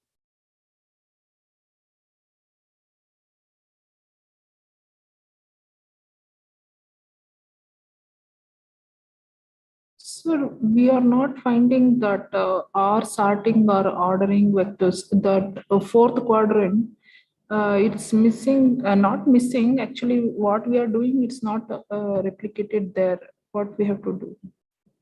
Here, Simultaneously, we are also trying so that it's showing that only files and other things. So there we have to give some space or anything we have to select to show that or to save that. you are talking about this particular command that we are using. Not particular command, sir, that in R Studio, the fourth quadrant where the results are displaying. So in your case, it's like below the files and plots. Console, na? This Yeah, one. not console, sir. Acha, this one, Yeah, help. yeah. This is for help only. Where help? Okay, okay, okay. Sir. Okay, this is not the output. Output we are getting in the console window only. Okay, sir. Okay. This is the help file. No problem. Okay. Okay. Sir, how we can save this one consoled part, or what we have to save in, say for example, we have done the analysis, then what portion we have to save? There are different options. Either you can just take the output like this. This can be copy pasted. Okay, where you want to put your results, or there is certain option like you can redirect your output to a particular file. That option is also there. That is some kind of advanced kind of thing. Not advanced, I can say. Means we have to know that. Means the output file that we can name one particular output file, and whatever commands we will be executing, that will be saved or concatenated into that particular output file. That option is also there. Okay.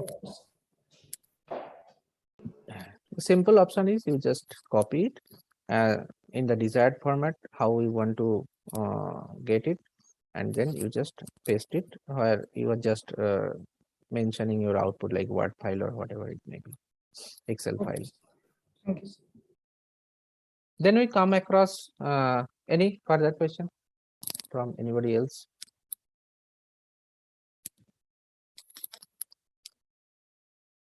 Okay. So we go through another very important data type that is called the matrix. Okay. So all you know most probably what is matrix. So the corresponding function name is matrix itself. Okay. Now how do you use the different parameters in the matrix function? That one data will be there, like in array we provided the data. Then in row, that is the number of row. Then the next one is number of column.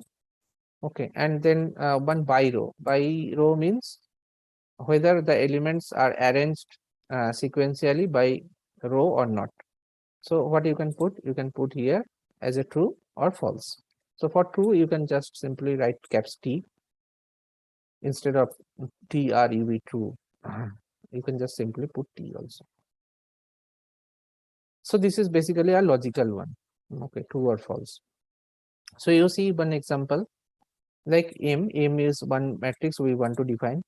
This is the variable name M.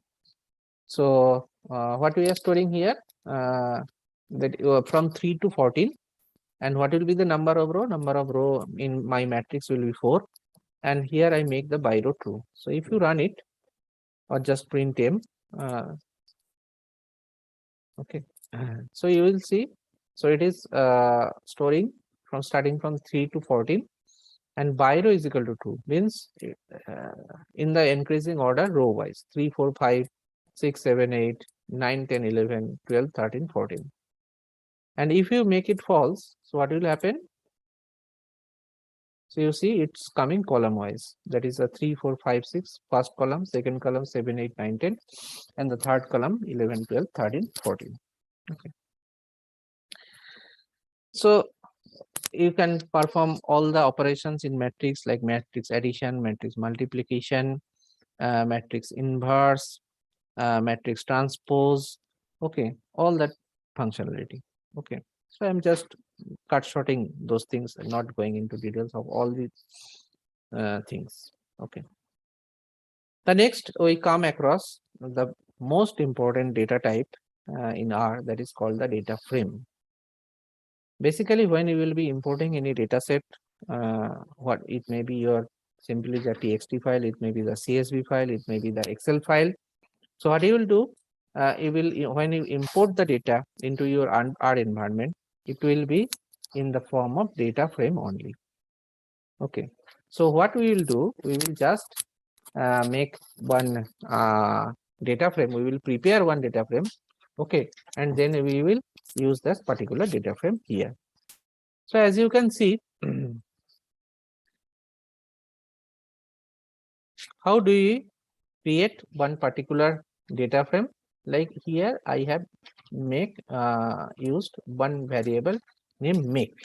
Okay, and here, what we are doing, we want to create one data set for cars, different type of cars. Okay, so for that, different companies are there and their model are there. Then the cylinder type of those cars are there, cars weight are there. Then there, what is the mileage of those cars, and what is the type of those cars, means whether that is sport car or compact or small sedan, like this. Okay. This kind of thing.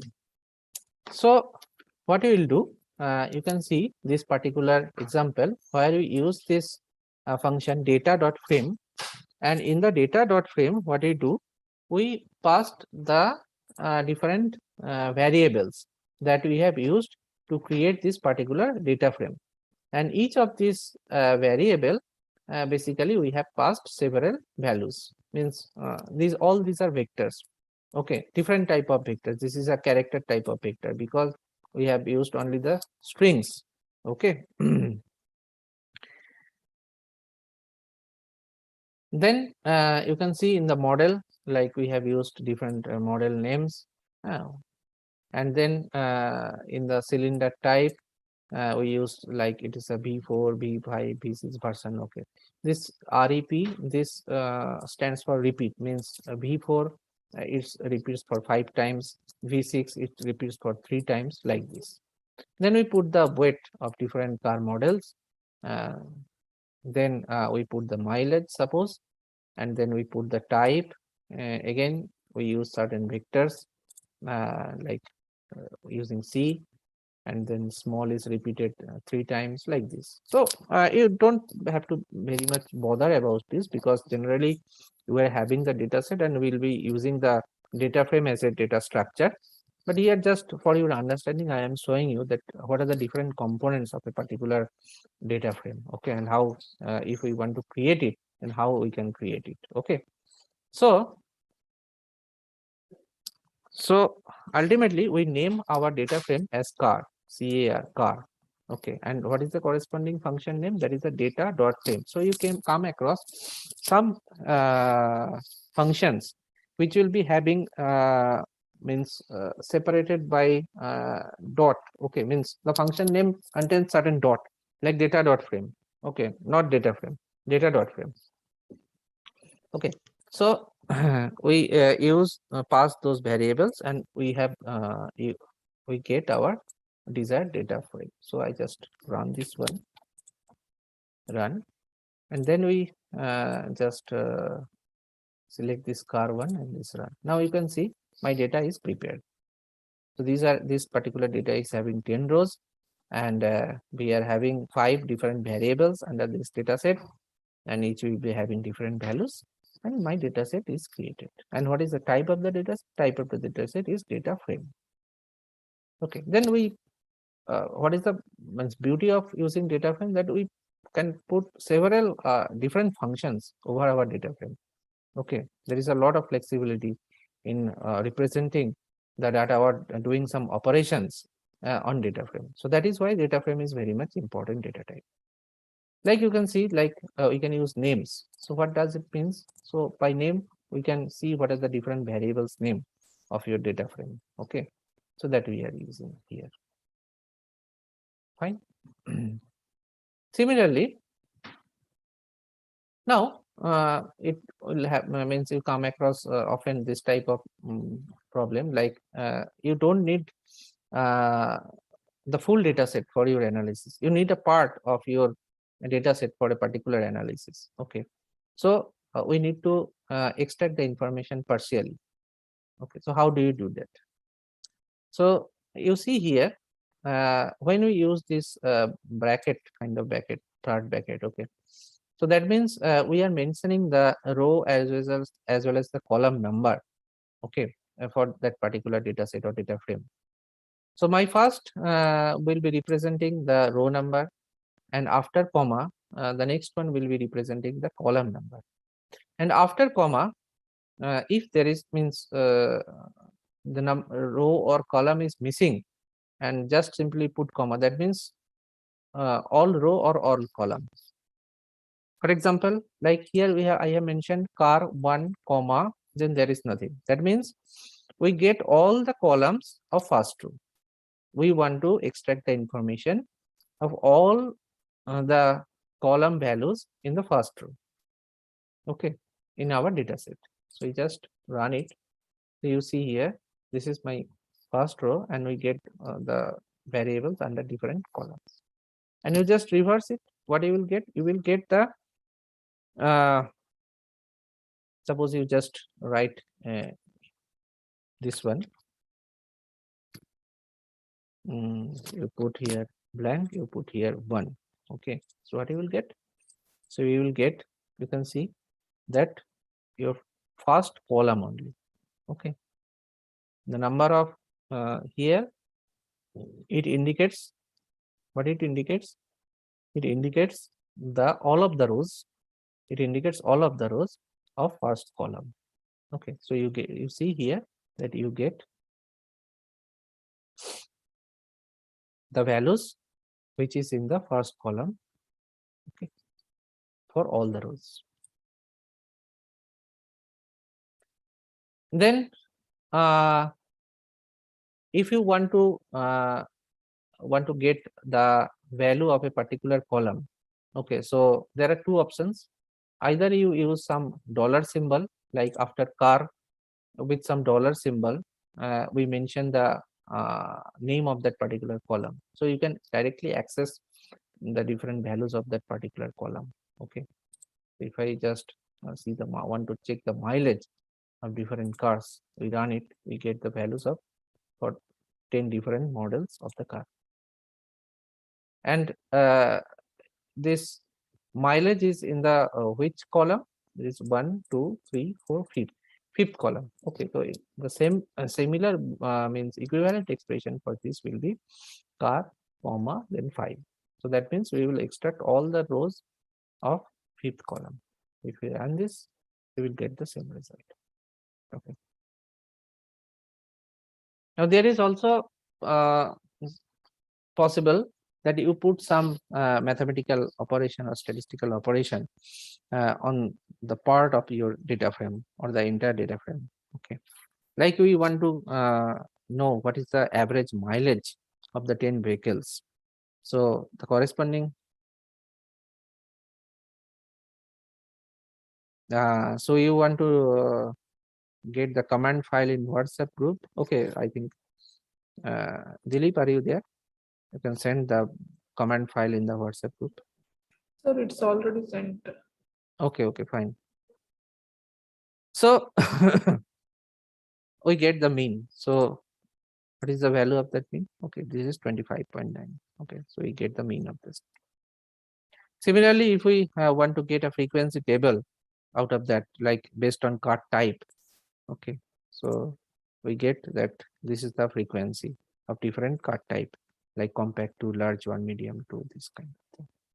And we also, there is a possibility of cross tabulation, like this type. Okay, so it's a two-way table, that this side the make is there and this type the type is there, and you get the frequency from this two-way table.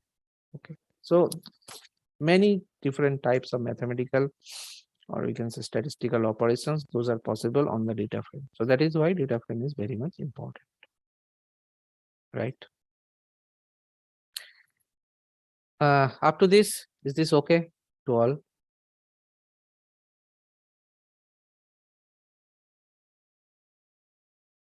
Yes, sir. Okay, fine. Then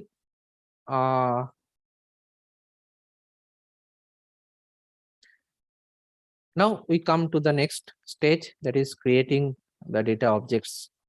Okay, so either we have our one file, or even we have the provision to create our data set into the R environment also. So how do you do that? So R is having one facility of data editor, okay, which can provide a spreadsheet kind of thing for data editor as a data editor. So for that, what is the corresponding function name? That is the edit. And inside edit, you pass the variable that data.frame this way. Okay, and we put the what is data to, basically whatever we want to create, means our data set, we name that particular data set as a data to. Like here we have used the name car. Okay, whatever the data frame that we have created, we name it as a car. Car is your entire data frame.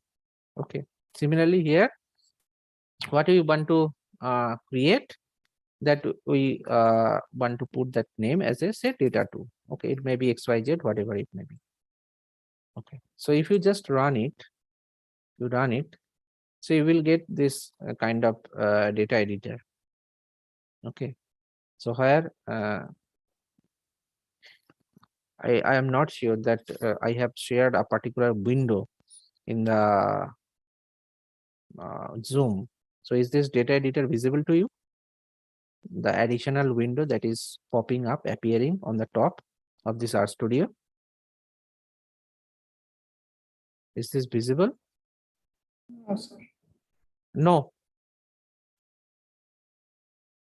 No or yes? No, sir. Okay. Okay, sorry. Just a moment. Stops here. Then so this kind of data editor that you will be getting here. Okay, so here you just click on this variable editor. So again, I think there is certain option to share my whole screen. How do you do that?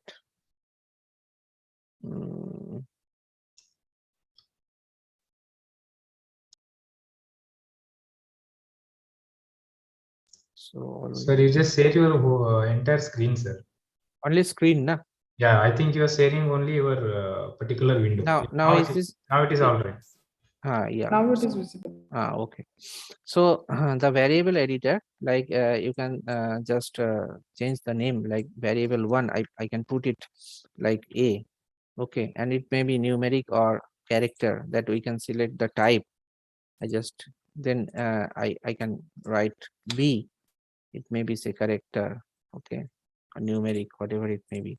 So I just put likewise, okay. So we can put it. Fine. So my data has been created. If I want to see what is my data 2, so you see there are two variables A and B, and the values are these. Okay, that we can get from here. So by this way, we can also create our data. Okay. Then we come across the important thing, that is how to import the data. I just show you the through means mouse click, then it will be easier for you initially. So there is, you can say that one import dataset is there, menu is there, you click on it. Now when you click on it, you see there are different options like from text. Then within parentheses, you used to see base, then from text, read R. So what is the base? Base means base package. Basically, you are using the base package that I mentioned earlier, that the base package come along with the installation of R. Okay. Then from text, that is the read R. Okay, so that is a particular package we can use. Then from Excel, we can also use from SPSS, SAS, Stata. So all the different type of data sets can be imported here, but it may require that you need to install the package for importing different kind of data set. Okay, like when you click on the from text or the first one base, so it will not needed to install any packages, or but when you do from Excel for the first time, so at the background, what will happen that the that required package will start to download and install if you are connected with the internet. Okay, so that is why we use RStudio for these kinds of functionalities. So I just show you first of all from text, that is the base. So when I click this, so this is the you just select here, like I have select, say this one, houses. Okay, very simple for sample file with txt tab delimited one. So I open it. So when I click on open, then you can see this import dataset window is appearing, and the input file it is showing the different values that are there in this particular file. Okay, then heading, it's automatically taking yes, means the first line of this data input data file is consisting of header file. Okay, then this is a tab separated one. Okay, then default decimal, those different type of thing. This it takes care automatically, no need to worry about. So this is my data frame. Okay, it will be like this, and then there is one import button. Okay, when I click on import, you can see here that another in the just beside the code editor, one more window appears, and it is containing the data that we have just imported. And here you can also have certain options like filtering, those kind of thing, arrangement, ordering. Okay. So you go back into this. So my data set has been imported into the present R environment. So what is my name of that file? That is houses. So name of my data frame is houses. Okay. And you see when I run this particular just means clicked. Okay, at the background in the console, the corresponding command has been executed. The corresponding command has been executed. So it is what, like houses, then read.delim, delim is delimiter, then it takes the path of my file where it is existing. Okay, then after that view houses. So as it view it, this command is executing, so you are getting this particular window, so which is through which you can view the file. Okay, so these things have been automatically done at the back end. You don't have to write command for that. Okay, so my data frame name is what? My data frame name is houses. Now this is through menu driven. Okay, so we can use any Excel file for that also. So you can see here, first you have to select the URL for that. You have to browse. Okay, so I like this is one called prac data, whatever it may be. Okay, I just open it. Now this data preview is already there, and you can see the import options. Name, that is the prac underscore data. By default, it is taking the name whatever as a file name. Okay, so my data frame name is this. Now you can change the name of your data frame. Okay, like here, this is the code preview. Okay, you can change the name of your data frame. You can put it any name like XYZ ABCD, but it is always advisable to give a proper name of your data set, so that you can aware that what is the data set that I want to import into the environment. Then first row as names, obviously first row as a header, then open data viewer. If I just click it, you can see the additional comment that was coming in the code preview, that is disappearing. There is a view. Means I don't want to view whatever what is uploaded. Okay, what is imported. So there is a certain option. So I just import it. So my prac data has been imported. Okay, now I want to see it. Okay, this prac data. Okay, just you can see this is my practical data. Okay, or if I want, this is the case, or if I want to see the houses data, so I get it. Now the same thing, if you want to do it through command, means you can ask that why I will be using command. That is just for your information, my understanding. Okay, like here the corresponding command name is read.table. Okay, for simple that tab separated textual data .txt with the extension .txt. Okay, so here I have mentioned the path. Okay, not the entire physical path, but just suppose for example this particular file is existing in my D drive. Okay, then here you have to put the means full path of your data set. Okay, and you have to mention specifically whether your header is true or false. That means the first row is containing the variables or not. Similarly, for comma delimited file, you have to use the function read.csv, comma separated value. Then you have to put the file name likewise. Okay.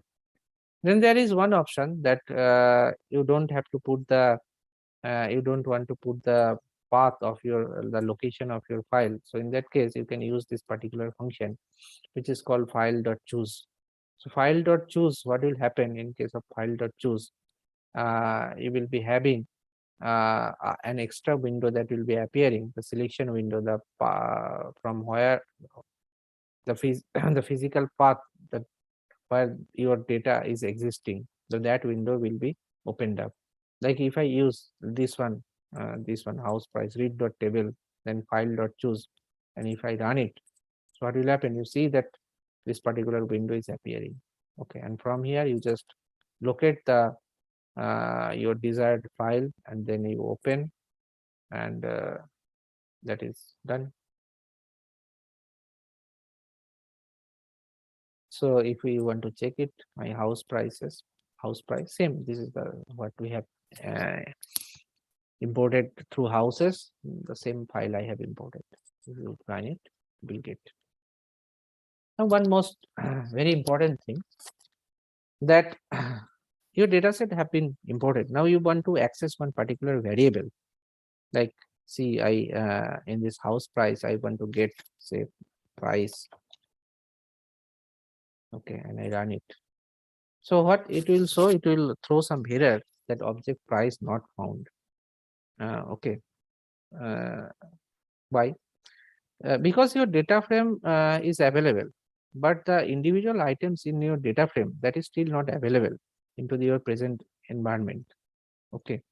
So the way is, either you have to access like this, means you write house price and then put a dollar symbol.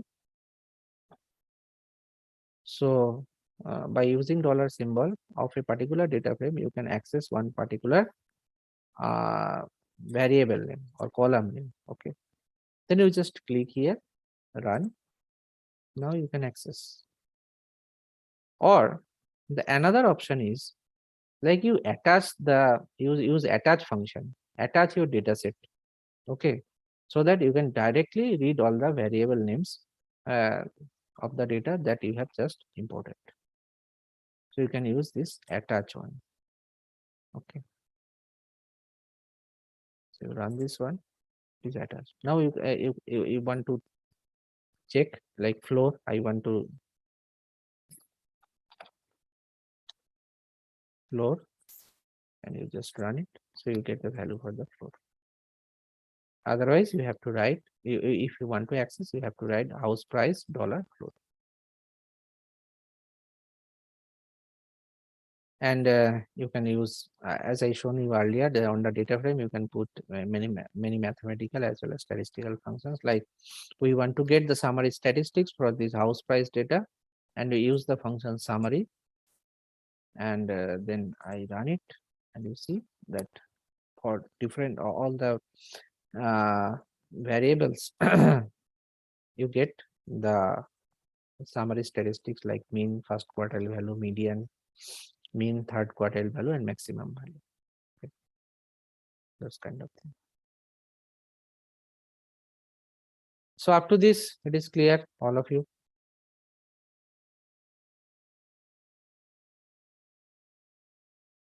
Because this is very important. Whenever you will be doing certain analysis, we have to import your data set.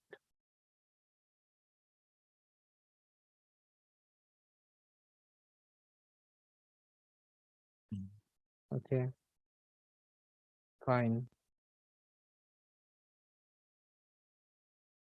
Then another important topic here is that how to use the packages that don't come with the basic installation of the R software. Okay. Now before that, I have just mentioned here that here, if you go to this particular URL and you just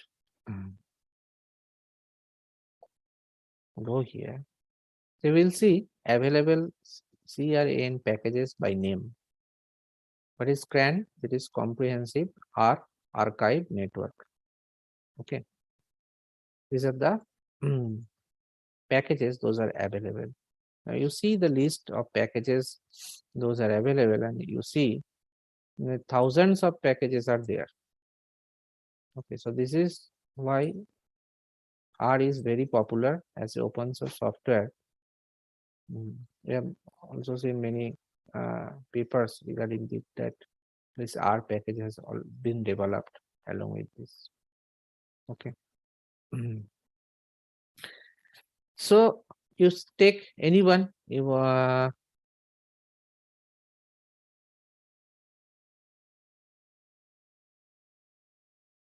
okay, something is there. I am taking randomly this one, like develop actuarial models. I don't know what it is, but just let's check. Means how to install the package. Okay, if I copy the package name, I go to RStudio. Then here you see there is one tab called packages. Okay, here packages. So in the packages, you see lot of packages that are already means I have installed it. Means these are some base packages as well as some additional packages. Now you have to click on install. Okay, that's the first one. I just put searching here over here. No, this package is not already installed. Okay, so I want to install it. So you just click install. Now it is showing whether you install from CRAN repository or package archive file. So what does it mean? So CRAN means comprehensive R archive network, as I already mentioned you. So this CRAN means this is now I am in the CRAN. Okay. Now if you click this particular package name, you will see that there is certain downloads. Okay. There are some package sources there like Windows binaries. Okay. Or Mac or for these world resources. So you can also click this one like zip files, and then you can save it in your local machine. You can save these files into your local machine. Okay. So in that case, this installation, it is asking whether you are directly want to install it from the CRAN or you just having repository in your own machine, and from there you want to install. So it is better if you are having internet connection, then you present internet connection, then you go from repository. Why? Because you see here that there is one checkbox that is install dependencies. So what does it mean? That a package might be having dependencies on some other packages. Okay, like say this particular package. Okay, I'm not sure whether, and when you type this one, the intelligence work like this package name if you have typed it properly, accurately, then the name will come below. Okay, so you select from there. So it may happen or it may be required that for installing this particular package, there are 5 dependent packages. Those are also required. Okay. So if this is checked install dependencies, those packages will automatically be installed just before installing this particular package. Okay. So it is better you go for the directly installing from the CRAN and you check this install dependency. By default, it is checked. Now I click on install.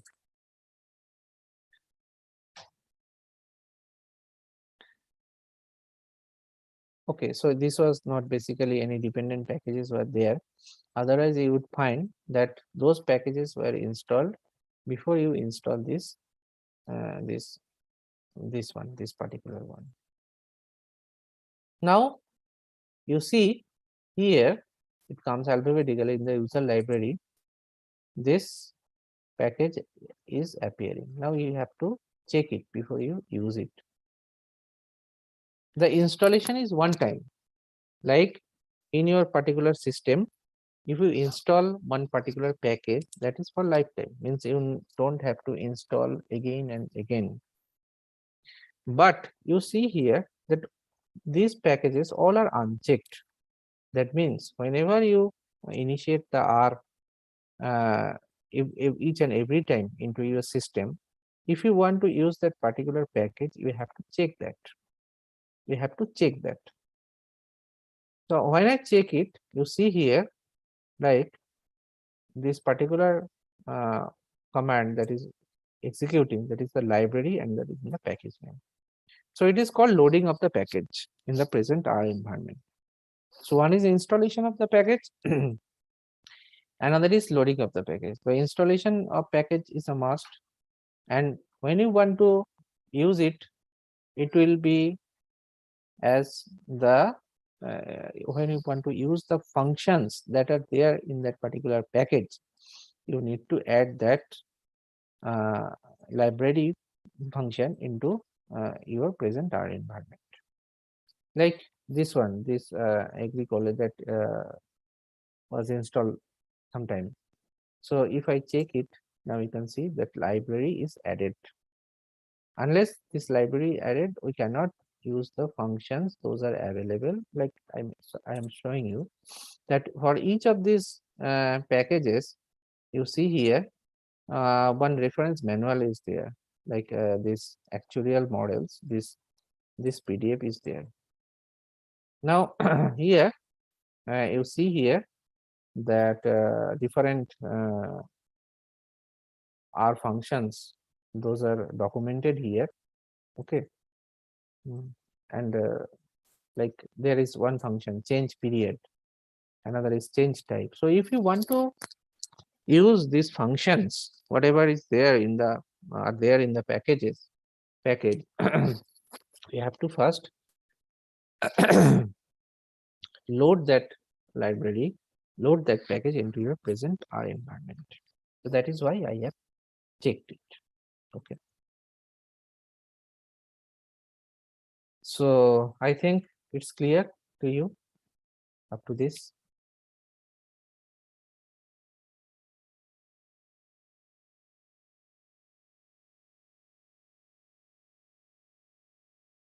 Clear? Okay. Okay. And we can also do this package installation and loading by using the code. Like for installing a package, the corresponding function name is install.packages, not package, install.packages. And within this parenthesis, within quote, you have to mention the package name. Either it may be a single quote or it may be a double quote. Both are accepted. You have to mention the package name. Then loading a package, then you mention the library and then package name, like here, the same command. Okay. Then we discuss about some help, like getting help. So for that, the homepage of the help that we can initiate by using command help.start. This is the for general help. So I time this. So you see here in this particular window, the help manual is appearing, starting from introduction to R and those kinds of things. Now, if you want to specify a particular function, you want to get the help for a particular function, the documentation for a particular function, like say mean function. Okay, so how do you can write either question mark then the function name, or you can write help and then within parentheses you mention the name of the function on which you require the help. So I just run it. So you see here, what you get help for arithmetic mean. So how the mean function is used, then what are the different arithmetics, arguments, then what are the different values that we can use along with examples that will appear. And same thing will appear if we use the question mark, then mean, the same thing will appear. Then there is one particular function like apropos. So what it will do, it will list all the functions which contain the string mean. Like if I run it, you can see like there are different all functions which containing the string mean. It like k means is there, and this column means, row means, etc. Everything is there. Okay, so it will list all the functions which contain the string mean. Then there is, if we want to specifically just show the example, want to get the example how to use mean. in your console window, then you just write example, then within parentheses the function name. And if you run it, you see here that you will get how to use the main function. Okay.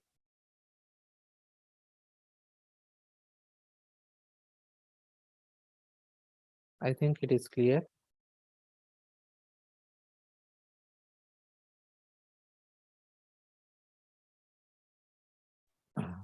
Yes, sir. Then, okay, thank you. Then we'll get, before going to graphics, I want to tell one thing to you, like maybe the other instructors can go on like this way. Like there is a concept like on which working directory you are presently working. That means if I write this particular thing here, get working directory. So my present working directory, I have, this is the thing. This is, I have set it. Okay. This is not default. Default does where are in your some documents, in the documents you will find somewhere there is R. Okay. In the documents folder like R. Okay. So this is by default your library will be this, means your working directory will be this. Okay, your present working directory. But you can change it. You can change your present working directory. So why it is, why it may be required? Like suppose just think about certain advanced thing, like you are having hundreds of input files, and your R program, what it does, it reads, picks one by one file from that location, and it executes. Okay, do some analysis. So in that case, you can set your working directory, that you can put your all research work in a directory where those R input files or R codes will be there, and then it will be picked up from there itself. Okay, like I have shown you one example like this one, where we have discussed about the importing data. So you see here in this particular folder there is one file name, that is houses. So if we want to use the houses, we don't have to put the okay, I'm just writing it once again. You don't have to mention the physical path here.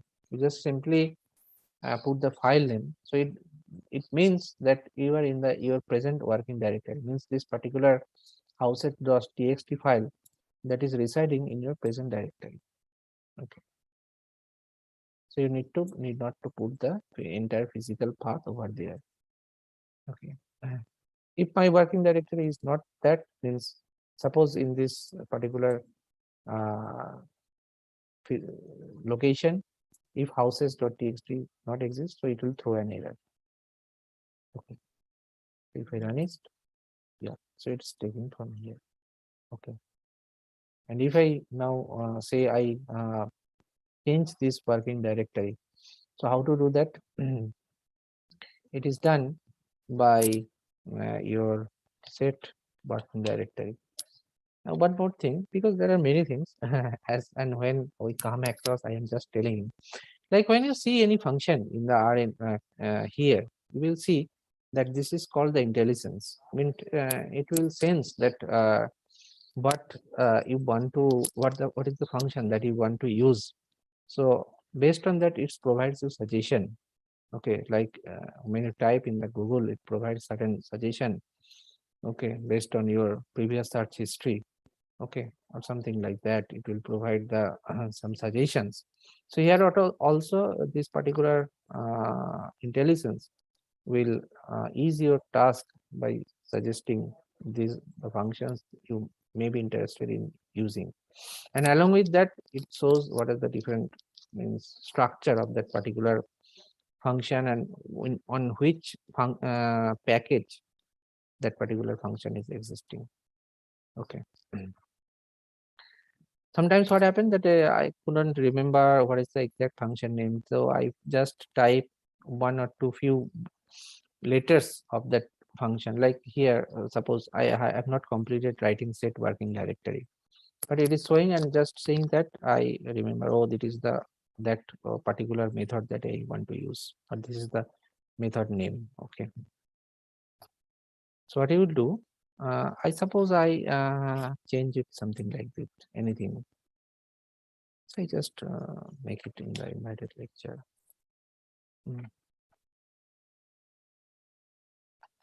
So I have changed my present working directory. Okay. Okay. Now I want to get this file houses.txt, which is not there in my present working directory. Okay, now I run it. Sorry.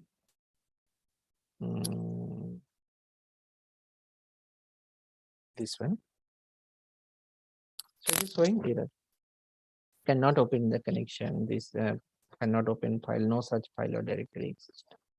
Okay, because I have changed my working directory and where this particular file is not there. Okay. Again, I change it, my present working directory. I set the working directory like this. I run it. And then I want to read that particular file. Yeah, it is successful. Okay.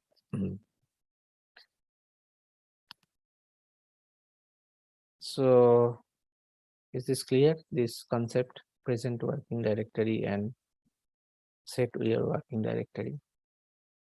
Because some instructor used to do in that way that you first to set one present working directory and then you go ahead. Okay. Is this okay?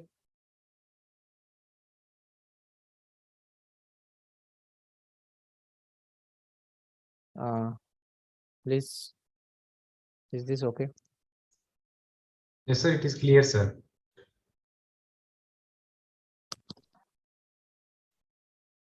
Okay, then we explore certain graphs because this is one of the you can say good features, okay, in R, that we can generate graphics and with several level of customization that is possible. So first of all, to generate any graph, we need to have the data, okay, with us. So recently we have imported one data that is called data 1. So we check, we run, yeah, data 1 is not there. So let us just import data set. For that I have one data 1, this one. Okay. Now you see the data here, data 1. So simple file means not specific to anything, just random values of x and y. We have used two variables in this particular data set. Now, if we use plot, so what it will, and we are having more than one variable. So what it will plot? It will plot basically the scatter plot. Okay, means x and y variables. So we just run it. So you can see here in this window, plot window, like you are using in x in x-axis and y in the y-axis. Okay, different values. And basically the scatter plot means x1, then y11, x2, y22. So that's why we have get almost a linear kind of relationship here. Then instead of this data 1, that is the name of our data frame, if we used to put the name of our variables, okay, I think x and y are already there. Yeah. So I run it. Okay, yeah, just a moment. We have to clear objects from here because these are overlapped basically. We have to import the data set once again. Import, and then it still exists, y exists. Okay. Then I use this one plot. So it will give the just a moment. I just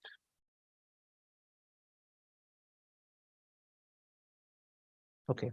Now you see in this particular plot window. So we use variables plot xy. So you get the same graph here. Okay. If you name the data frame as well as the different variable names, it will provide you the same result. Now, this particular plot function, this is having innumerable number of arguments. Okay, means the level of customization and different features basically that are provided along with this particular plot function. There are a number of arguments that you can pass over here. Like this COL depicts the color. Okay, then type. This type stands for type of the line, like whether it will be get or I will get dot, it will get a line, or you will get O means overlaid. There is point connected by lines. So if we see basically before using this plot function, this plot, so you will get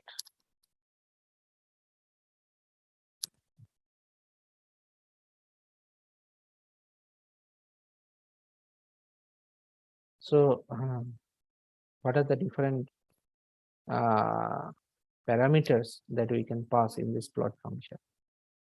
Okay, there's a huge number of parameters, those are possible.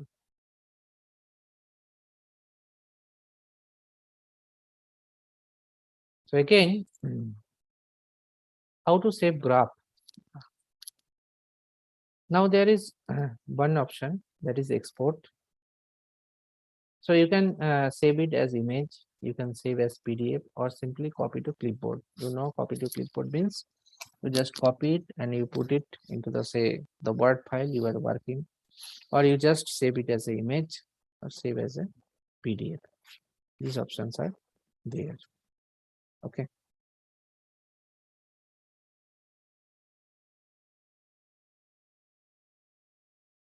Then like I have used like plot with data 1, color is red and type is overlaid.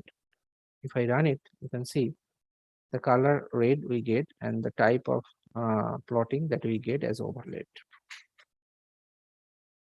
So I have mentioned few parameters explanation here, like xlab means what you are getting in your x axis. Okay, you can define it, what will be there in your x axis. You can define what will be the level of your y axis. This is LAB stands for level in short. These are the axis levels for two axes. Then main is what, like you want to put one figure title, okay, which is placed at the top of a plot in a large font. So for that you can use main equal to string. Means string means you have to provide like my chart, my graph, like this. Then you can also put substring, what is called subtitle, okay, which is placed just below the x-axis in a smaller font, comparatively smaller font than the main one. So this is one example for you, like here plot, main, I can write anything like my chart. For subplot, subtitle, this is my data 1, color is this we have already used, and for level of x we can use number, and for level of y we can use say length, suppose anything, it may be anything. So I run it. So you see here you get the title as my chart, you get the subtitle here, and as a x-axis level you get number, and a y-axis level you get the length.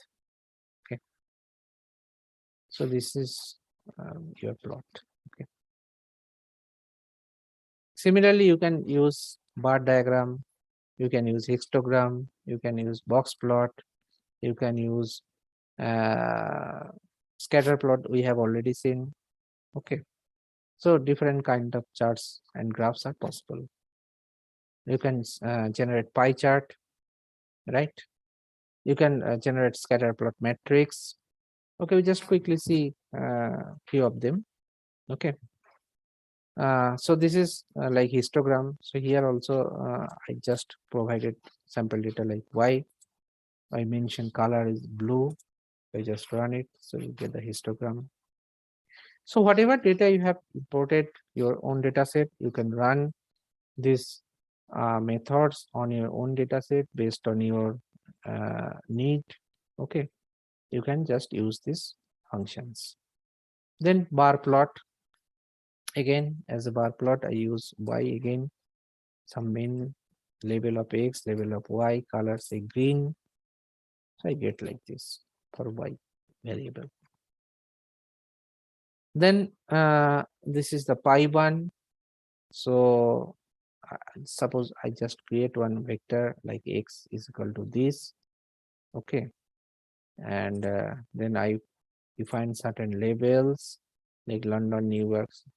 I've taken this example from net. Then we can plot the chart like this. So here you have to put the your data within pi. The corresponding function name is pi. You provide the data set and the different labels for that. So if I run it, so you see here, these are my different labels. These are the means values in terms of their relative weight or percentage. This pie chart is generated. Similarly, we go for bar charts. Okay, the corresponding function name is bar plot. Like if I create certain data, say like this simple vector, and I use function bar plot and use h as a parenthesis or argument in this particular function. So we get like this. Now we can increase the level of complexity in any of these plots that we have discussed. Suppose we want to put the names of my different of the bar charts inside the bar charts for different bar, but basically the bar chart labels. Okay, so we can also customize these labels, title and colors, like similar age. Then I put the names as this one. Then in the bar plot, we use dataset as age. Then what are the different names that we'll be using for bar chart labels? The corresponding argument name is names.arg. ARG stands for argument short form. That is M that we have already used. This is a vector like March, April, May, June, July. Okay, so we use xlab, ylab, color, main, border. Means you can have the bar chart with certain border with each of these bar. Okay, if you run this, so you will get like this. Then you can also use stacked bar chart, like we have used different colors to break the one particular bar into different regions, like this one, east, west, and north. Okay, and then we create certain values in the form of the matrix, and then we create the bar chart, and you can see that suppose these are the different regional we can say revenue, suppose, okay, from different regions of different months of a company. Okay, so in that way you can show your plot like this. Okay, and you can also put the legends over any graph, like the corresponding function name is legend, and after legend it will be first of all you will set the position where it will appear, where the legend will appear, either in the top left or top right, or there are 4 different options. Okay, and it can be left at the bottom or right side bottom. Okay, so those 4 positions are you can put the legends over there.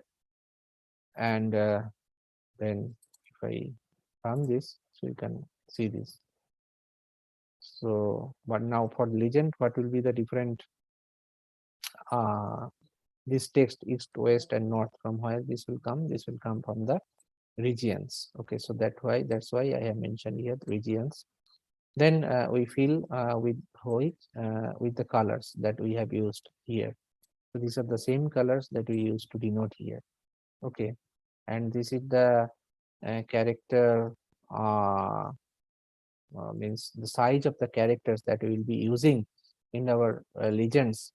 And by default it is 1, means the default one. Okay, and if you just increase or decrease this relative size of the character, then it will be accordingly it will change. Like if I make it bigger, like say 1.2, so you can see the change over here like this. And if you make it say 0.8 or 0.5, so you will see the changes accordingly. Okay, like it is appearing twice because I have generated the bar plot twice, so that is why. Just a moment. And this legend. Okay, now you can see the relative size of these labels will change. Okay, so there are so many things basically that you have to learn yourself based on your need, and then you just basically you have to search. I can say Google is the best option, from where you will get these codes. Okay, you have to understand those codes and you have to use those codes in your own programming.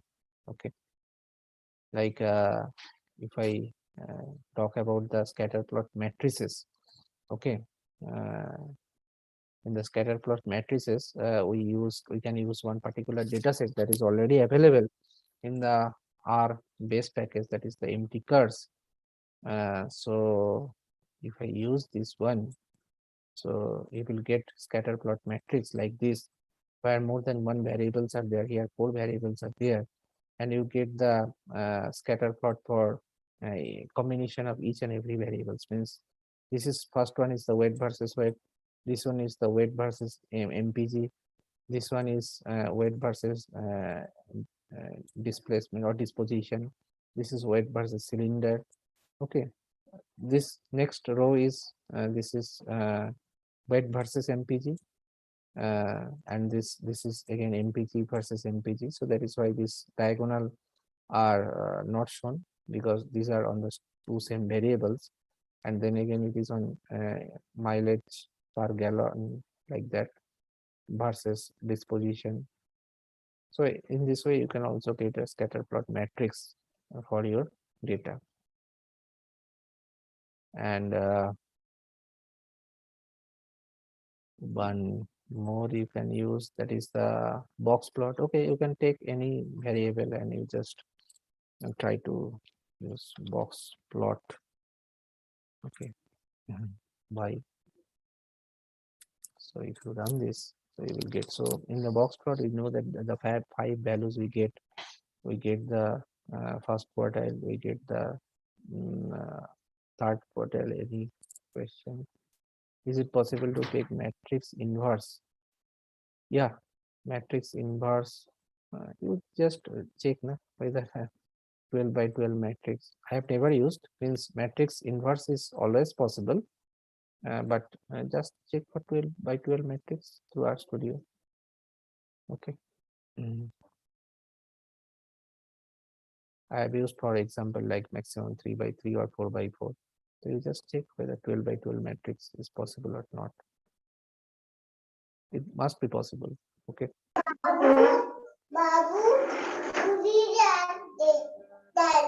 Please mute yourself.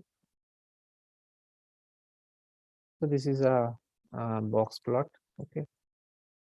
So likewise, different graphics are possible. Okay. So I have already provided you the this one code. Okay, code file. So you can just and comments are also given in the corresponding code file. So you can understand that for what this particular code is written for. And from there, you can just simply run and can check. Okay.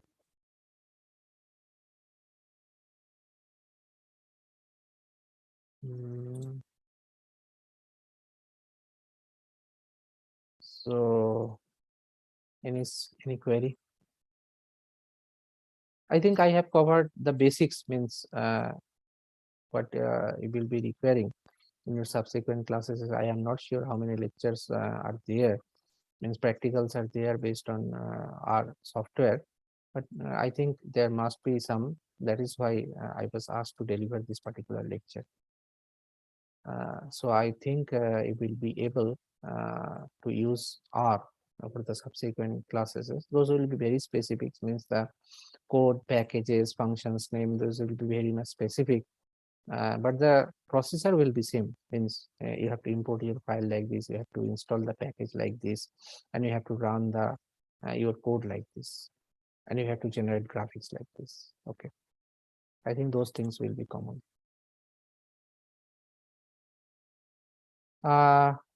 So I think it's done from my side. So please let me know any question, any query.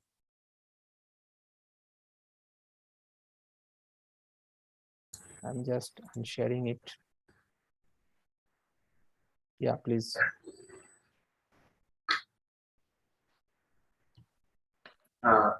If any query is there, please ask. So it was a very nice lecture. Sir has explained everything stepwise with examples. I think because of that, and continuously participants have written in the chat that it was a very nice informative lecture. And for that, we are very thankful for Sir for coming and giving so nice lecture to our participants, and that will certainly give them benefit. Thank you, sir. Thank you so much, sir. Thank you, sir. And thanks all the participants for listening and patiently just going through all these things that I have covered. Thank you very much. Thank you. Sonpal, sir. Yes, sir. Yes. This is Dr. Subhash. Actually, if something, because it is most of many participants may be new thing. If something is required, we will request you again. Yeah, sure. Yeah, sometimes suppose some question they ask, some queries are there, still they are not follow, we can have one more round. Sure. Not Thank a you, problem. sir. Thank you, Dr. I will be happy in doing that. Thank you. Thank you, sir. Thank you, sir. Okay, thank you. So tomorrow participants, please, that is 11:30 tomorrow class. We have already given you revised timetable and rescheduling of classes. So you please attend at 11:30. I will be taking the class. So thank you. Please, thank you also, Dr. Vikas. Yeah, thank you, sir. Please fill all the Google forms, whatever are sent to your group. It is a request because it's a necessary forms. Thank you. It's closed for today.